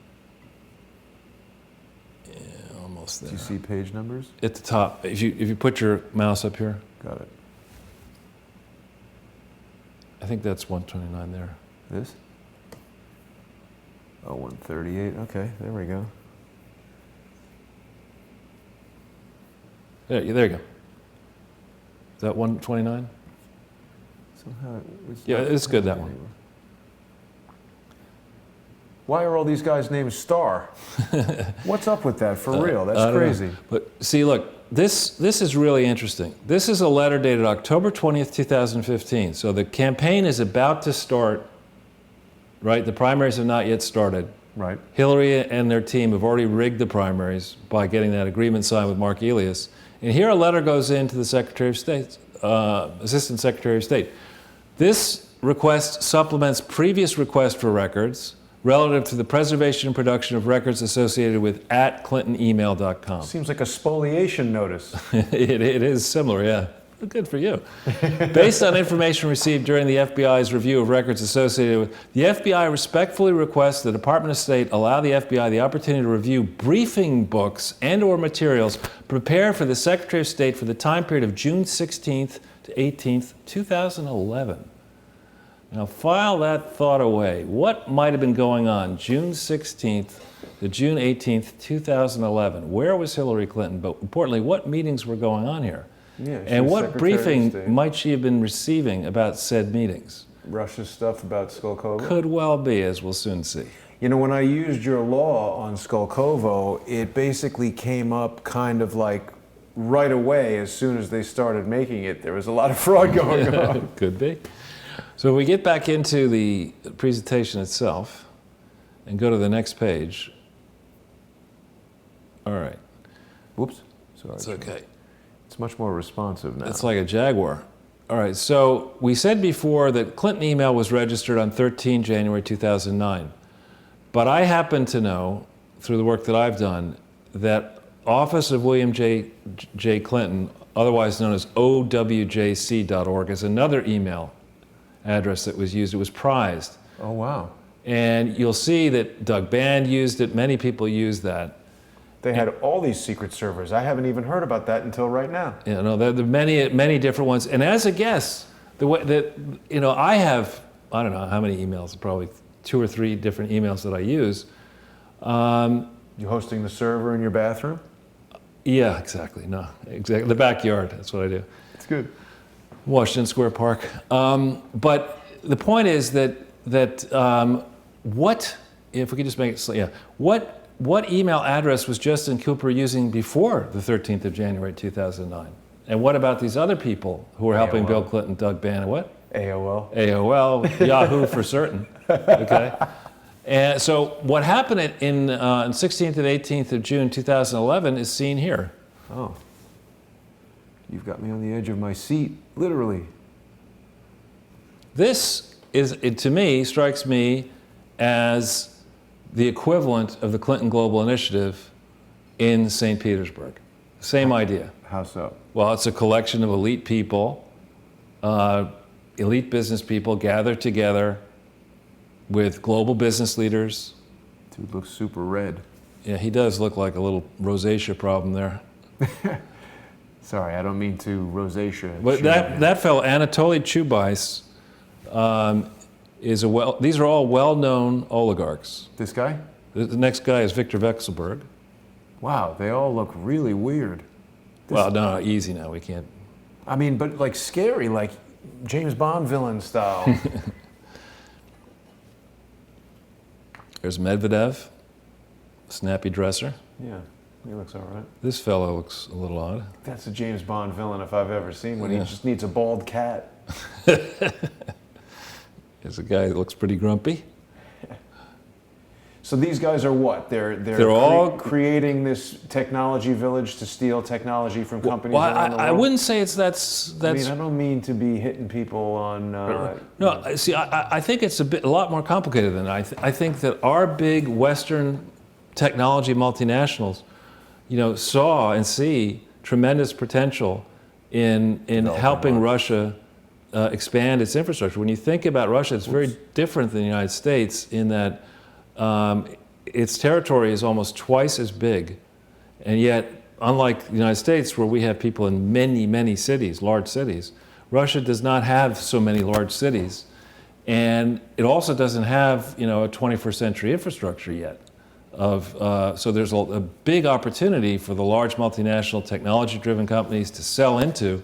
There's also, in the areas of aerospace and defense, in certain areas we may be ahead of Russia, in other areas they may be ahead of us. But they said hypersonic aircraft, Russia was ahead. Yeah, and so and Russian scientists, you know, real scientists are phenomenally well known. Right. So it's not criminal to put people together in a conference setting like this to try to concoct deals. It could be a very good idea. Right.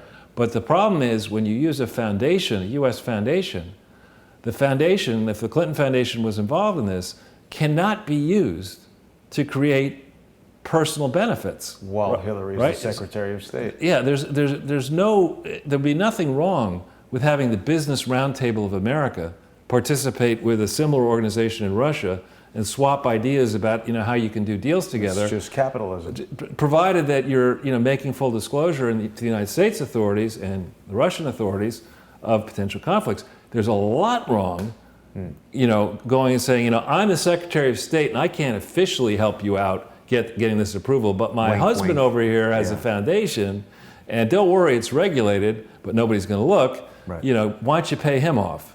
You know, that you can't do, and this whole record needs to be examined very closely, re-examined very closely. What was happening?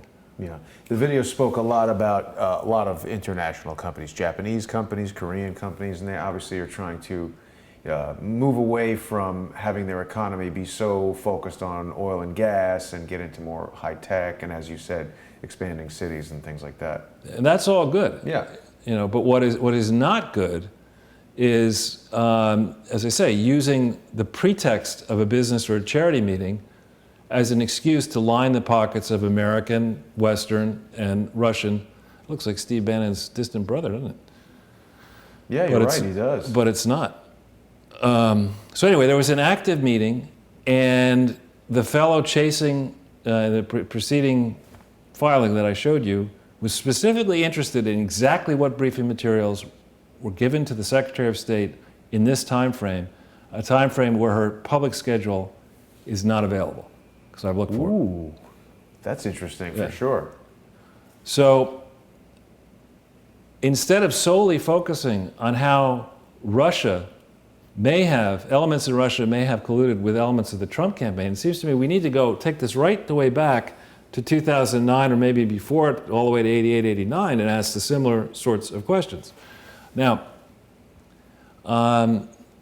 we've failed at keeping it under 2 I know. 2 hours. I'm going to shoot myself here. No. I've enjoyed the conversation. We still have 1,027 people watching, Charles. All right. Well, on December 12th, Yes. Hillary finally admitted to Congress, December 13th, 2012, Hillary admits to Congress that she was using email, non-secure government email. Mm-hmm. And then Guccifer, the Romanian hacker, reports his report that that her email was not secure surfaces on the 20th of March 2013. It's not clear why the Obama administration allowed the Clintons to hold on to and sift through and bleach bit and do whatever they were doing to their servers until the 5th of December 2014. It's a lot of time. And then during 2014, why did the Obama administration go along with conflating the idea of these security reviews? Remember that we now know there was a real inquiry into Hillary Clinton's, a straight up investigation, as I'll get to in a second. Not a security review? Well, there was, somebody came up with the idea, let's have a security review. That'll be good cover. We'll have a security review. We'll put that out there in 2014. And under the cover of that, Hillary can then go out and say, oh, this is just a normal security review. It's not an investigation. It's not even a matter. Everyone does this. It doesn't matter. It doesn't matter. Yeah. The truth is, at this point, it doesn't make any difference. Right. So the truth is, we know this from this FBI vault thing. I'm going to read it. On the 10th of July, 2015, the FBI initiated a full investigation. Okay, this is an FBI communication from their vault. In the vault, yeah. In the vault that you can look at for yourself. Based upon a referral from the U.S. Intelligence Community Inspector General, submitted in accordance with Section 811C of the Intelligence Authorization Act of 1995, and dated 6 July 2015. So before they rigged the primaries, they did that in August of 2015. Okay, on the 6th of July 2015, a report was issued regarding the potential unauthorized transmission and storage of classified information on the personal email server of former Secretary of State Hillary Clinton. Is that not exactly 1 year It is indeed. to the day that James Comey delivered his infamous, now turned into a rap song, ridiculous thing about how she broke all these incredible laws, but no sensible person would investigate this? Don't bring up Corinne Brown again, right? Just around the time Corinne Brown's being indicted is the time that they let Hillary off the hook. Now, the bigger question I have thinking about all this, you're Barack Obama, no drama Obama, they called him. And he's now Scandal-free Obama. Scandal-free Obama. He's been in the job for a while. He's checking out. He's going to have to check out January 20th, 2017. He's got options, right? He's got a wife. He's created his foundation by this point. He's thinking about kite surfing with Richard Branson. Yeah, he's thinking about his legacy. And, yet, in the face of this information, there is actually a full investigation being mounted now by the FBI. And guess who's leading it? Take a wild guess. Comey. Peter Strzok Oh, right. is leading this investigation. With all this, you're going to say, you know what, I think I'm going to support Hillary Clinton. I'm going to do everything I can to make sure that she is the next president of the United States. When you know all of this, you've been bamboozled about the status of the Clinton Foundation. I got a very good idea. Maybe it's a very bad idea. What's that? Try to get Barack Obama on the phone, or? Peter Strzok. No, don't do that. Don't do that. No, please don't do that. I have his number. Good. We don't need to do that. All right. It's a Sunday. So if we go to the next, it's Sunday with Charles. We'll leave Peter out of it. Sorry. He could be busy anyway. I doubt he'd answer. All right. So what is this Section 811 referral? Okay? And again, I'm going to read it. Section 811 of the Intelligence Authorization Act of 1995 is a legislative act that governs the coordination of counter-espionage investigations between executive branch agencies and departments and the FBI. Section 811 referrals are the reports, made by the executive branch agencies or departments to the FBI under Section 811C1A that advise the FBI of any information, regardless of origin, which may indicate that classified information is being or may have been disclosed in an unauthorized manner to a foreign power or agent of a foreign power. Now, we have multiple reports of Hillary's team losing laptops and Blackberries, and all over the world they're traveling. They've Smashing them. Well, that too. What I'm saying, multiple. Mailing them places. I left my laptop in a taxi cab, and you've got all these people under her watch. The security standards are a joke. Yeah. And this referral came, as I said, July 6th, 2015. On many occasions, beginning on the 9th of August 2015, Hillary said, I am confident that I never sent nor received any information that was classified at the time it was sent and received. That's a weasel sentence extraordinary. Why? Because she had humus in it or something? Somebody else would have sent it, and there's always a modifier at the end of these sentences that restricts at the time it was sent and received. So you have to find something that she sent or received that was classified at the time it was sent and received. So what if it was sent? What if it was neither sent nor received? What if the way they did it, and the clever way people do this kind of stuff? Compose it and leave it in the draft. Exactly. You're scaring me. Well, I followed the Petraeus case. So this is a weasel sentence uttered by a weasel, I would argue, by a weasel. Yeah. And right as the weasel was still in control of one of the Class A directors of the Clinton Foundation, without revealing that to any significant state authority, and as that weasel was rigging the Democratic primaries in that month to ensure that it was just, a fake exercise. That you spent you warm the planet up by having all these people get in all these cars and fly around the country to all these meetings and all these speeches and all these primaries when nothing mattered. It was Hillary was going to be the nominee. It was that simple. And then once she got the nomination, she thought she could rig the election. And that didn't happen.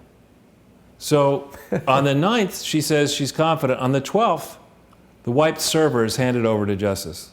I don't know if they wiped it in Chappaqua the way we suggested. With a cloth? With a cloth, exactly, with a cloth. Yeah.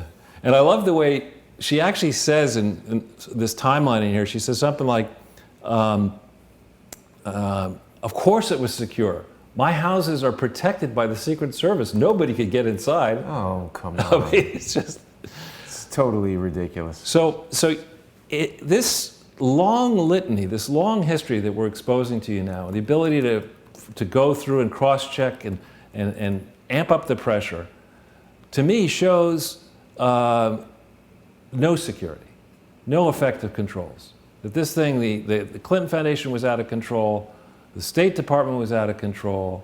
This was an environment where people had to be able to see around the world just how vulnerable the State Department was, and also Congress. And in this environment, you've done a lot of great reporting about the Awan family.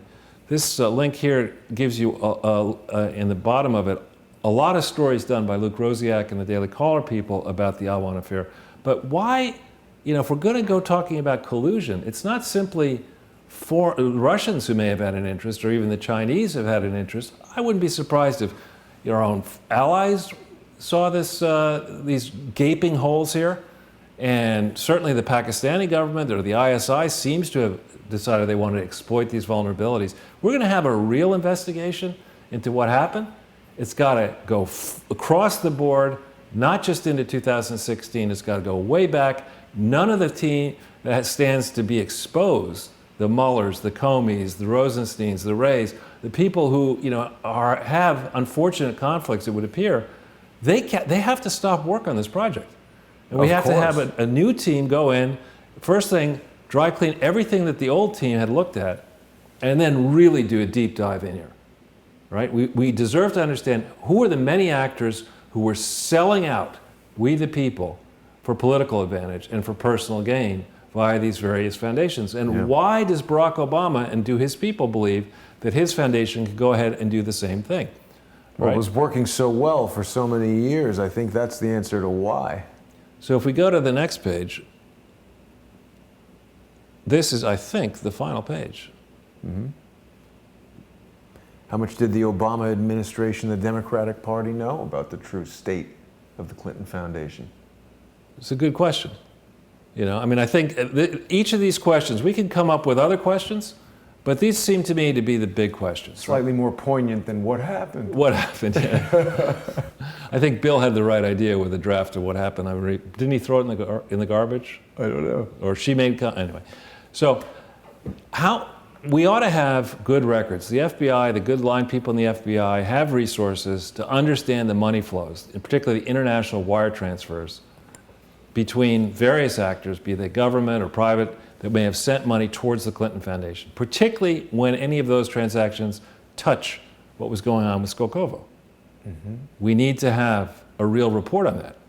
And then we really need to understand, if we click on this one, this is this Vexelberg character, and this is, I think, from the Skolkovo, I believe it's from the Skolkovo website.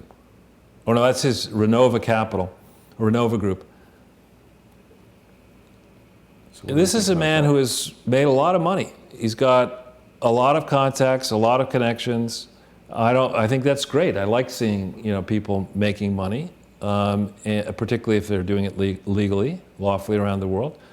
And I think we need to understand just exactly what sort of connections this person and other people associated with his group have through Skolkovo with the various Clinton Foundation and Clinton campaign actors. It's a fair. When we look at this, it's fair to ask the same question about Trump. Was the Trump family involved with Skolkovo? Maybe they were, maybe they weren't. But there's nothing per se wrong in getting involved with Russian companies, provided now that you're complying with the sanctions regime. But back then in 2010, there weren't any sanctions. But I think we need to have a deep dive into this. So if we go back into the questions. I just put in Trump Skolkovo, and the first thing that came up was Clinton Foundation. Weird. There's a good article that came out just a little while ago on Peter Strzok in the Atlantic, of all places. That is not a right-wing publication. And it's a long article. We won't go into it, but there's a possibility that Peter Strzok is a fall guy. That, you know, he was doing good work and somebody has to take a fall. Well, he was sort of texting his girlfriend all day, wasn't he? Well, wasn't that Bill Clinton's defense? Yeah, exactly. Right? I mean, who wants to say, hey, I'm cheating on my wife? You know, particularly when his wife was making a lot of money. Well, but now everyone knows that he was. I know. Well, it could well be. I mean, remember what happened to Tiger Woods? You know, when beat up his car with a golf club. That was his wife's treatment. No, that when the first person was discovered with Tiger Woods, it didn't take long before the New York Post, instead of even giving the names of the accusers, would just have like a scorecard. It was 12, 13, 17, whatever. So we don't yet know how many mistresses Mr. Strzok may have had. Well, but he's not an athlete, he's an FBI guy. I wonder. Well, but no, he's top counterintelligence. I mean, the FBI is in charge of one of their biggest counterintelligence, and you know, I don't know anything about that business, but I do read spy novels, and you read those, you kind of hear that counterintelligence, not a particularly great idea to be, you know, a Lothario when you're in counterintelligence, because you can be compromised, you know. So on the whole Uranium One thing, we haven't heard much out of John Solomon and Sarah Carter on this confidential informant. Yeah. But remember that project began, to hear, you know, Solomon's tale in the various stories and Carter's tale, that began in 2008 and 2009, so before Skolkovo. So Skolkovo started in about 2010? May of 2010, I think. Mm-hmm. All right, so all of what we've just been talking about Russia is after the Uranium One tentacles begin to grip, but they need to be seen all together. Mueller supposedly flew over to Russia, was transferring uranium materials to Russia, probably doing completely lawfully, but nonetheless, you know, we got to see the whole evolution of relations. We should be going back over the ground. You know, when the Soviet Union fell apart, what was the U.S. response? Did we honor our agreement? Did we not honor our agreement? You know, if we want to patch our relationship, what do we have to do to patch it back together? And then this next one is very interesting. The man who made that request in the 811C report is this guy, Chuck McCullough. Now look at this story. This is pretty interesting. Just saw this morning. There's something pretty odd going on with the Inspector General's office for the Office of the Director of National Intelligence. That's the top intelligence guy. All right, there's supposed to be this guy, Chuck McCullough, retired in March 2017, and the office since then has fallen apart. So why is the deep state resisting an inquiry into what may have happened? Yeah, they don't want you to know what happened. Right, but again, they work for us. You know, I think we've had several elections. You know, this isn't about, you know, thinking about how many different medals people in the DNI should get for their great work. We've gone through a period where a lot of resources, trillions have been spent. We don't have peace. We don't have, you know, we have some successes to brag about, but I don't think we're in a place where the intelligence community has covered itself in glory. And given all these fires burning, I mean, this is alarming. What the hell's going on here? Well, it just reeks of cover-up, doesn't it? Yeah. So we go back into the body of the presentation.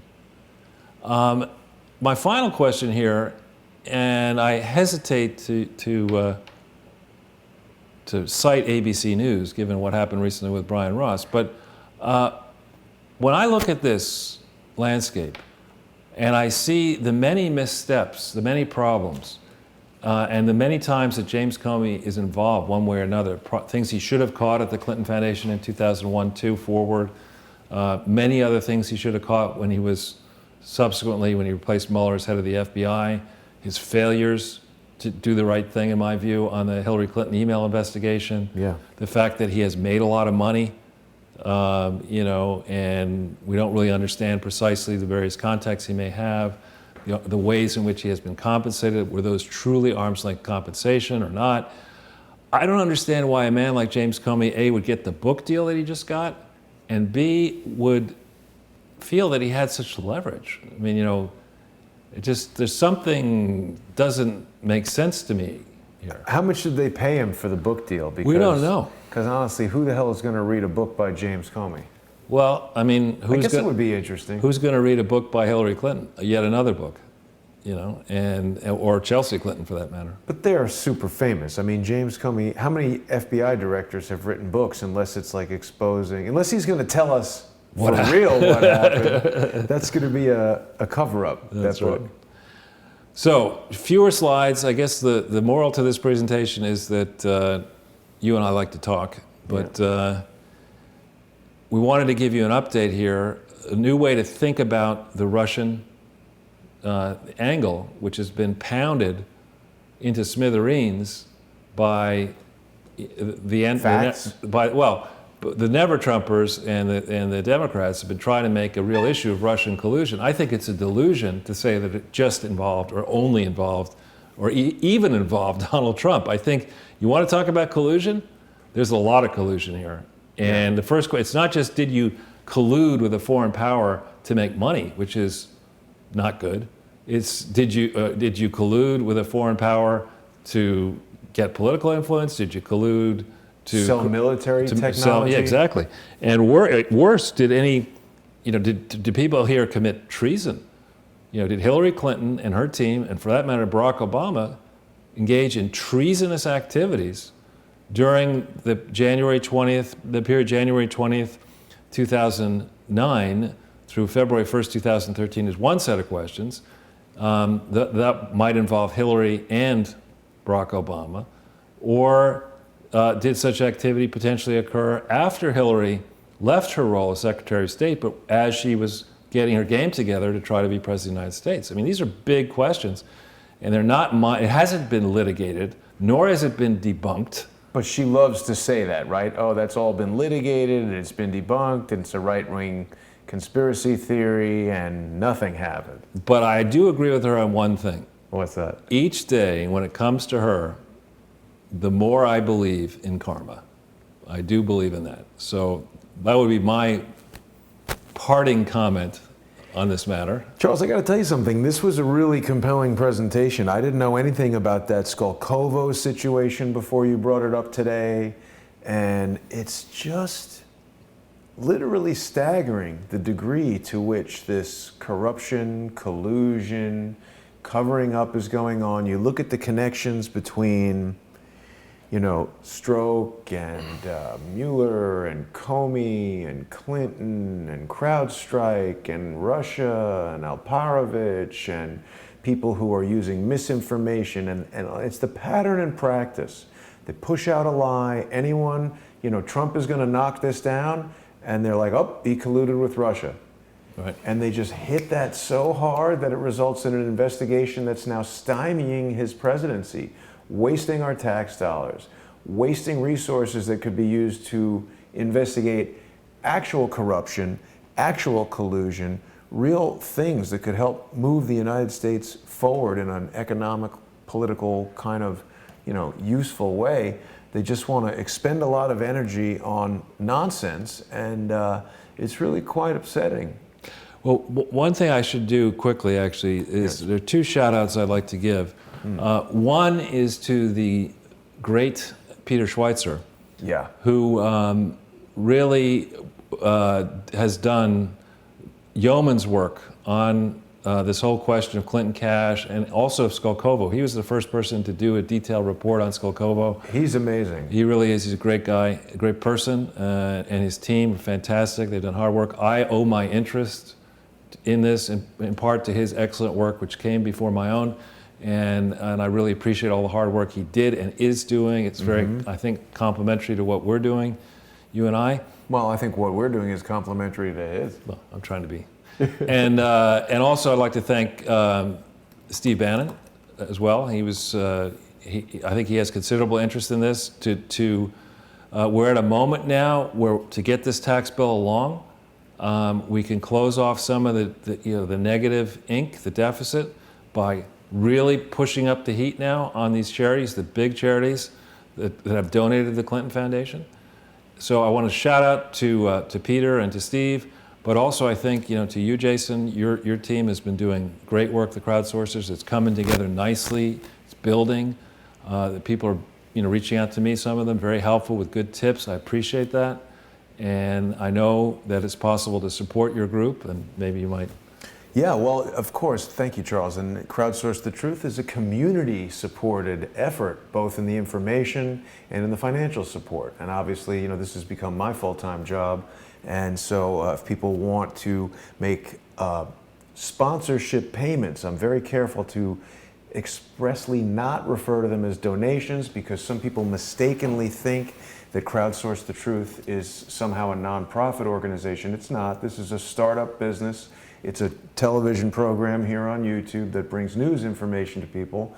And if people like the show, they can feel free to send any amount of money, $1. I don't want anyone to be financially strapped in any way. I wouldn't ask for a specific amount of money, but people can make one-time sponsorship payments at paypal.me, Crowdsource the Truth, and they can become regular monthly sponsors by going to patreon.com, Crowdsource the Truth.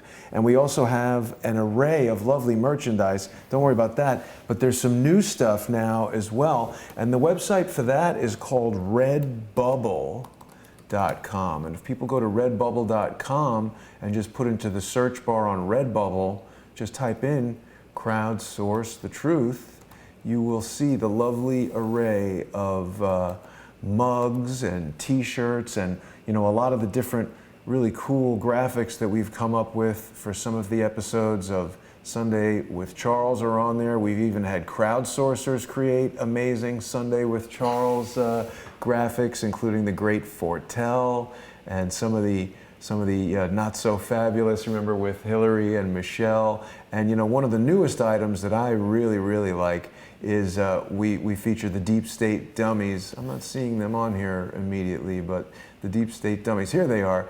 The deep state dummies are there. You can get it on a mug, and that showcases some of the humorous characters in the world out there at large. Some of them are adversaries to Crowdsource the Truth, so we like to make political cartoons, my First Amendment protected satirical cartoons that poke fun at these guys that would rather put out fake information in a similar fashion to some of the nefarious parties that we've described, rather than help us find the truth or step aside and allow us to do the difficult work of finding the truth and figuring out what happened. Charles, I really have to thank you. You're doing tremendous work, and I've come to really think of you as a friend and a mentor in many ways. I'm learning so much from you about Skolkovo and searching for fraud on the internet and what charity fraud is and all about, and we definitely want to stamp that out because it's a particularly onerous way to take advantage of people, to lie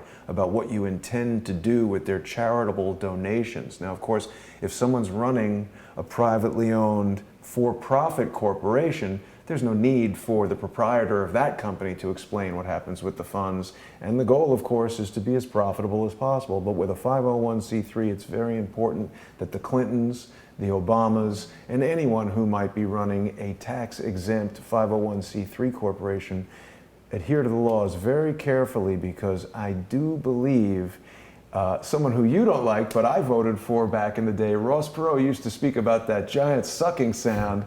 And the sound is the same, but the nature of what's happening might be different. That could be the swamp getting drained. Let's hope. So Charles, I'm going to be doing some research with Quinn Michaels, very, very intelligent and gifted programmer, and a guy with a lot of unique insights into cryptocurrency and artificial intelligence and some technologies that are way beyond what I understand. We're going to be exploring some stuff there, and I'll be traveling next week, but we'll be back with more Sunday with Charles episodes very soon. And I want to thank everyone for tuning in. We will see you soon. Thank you.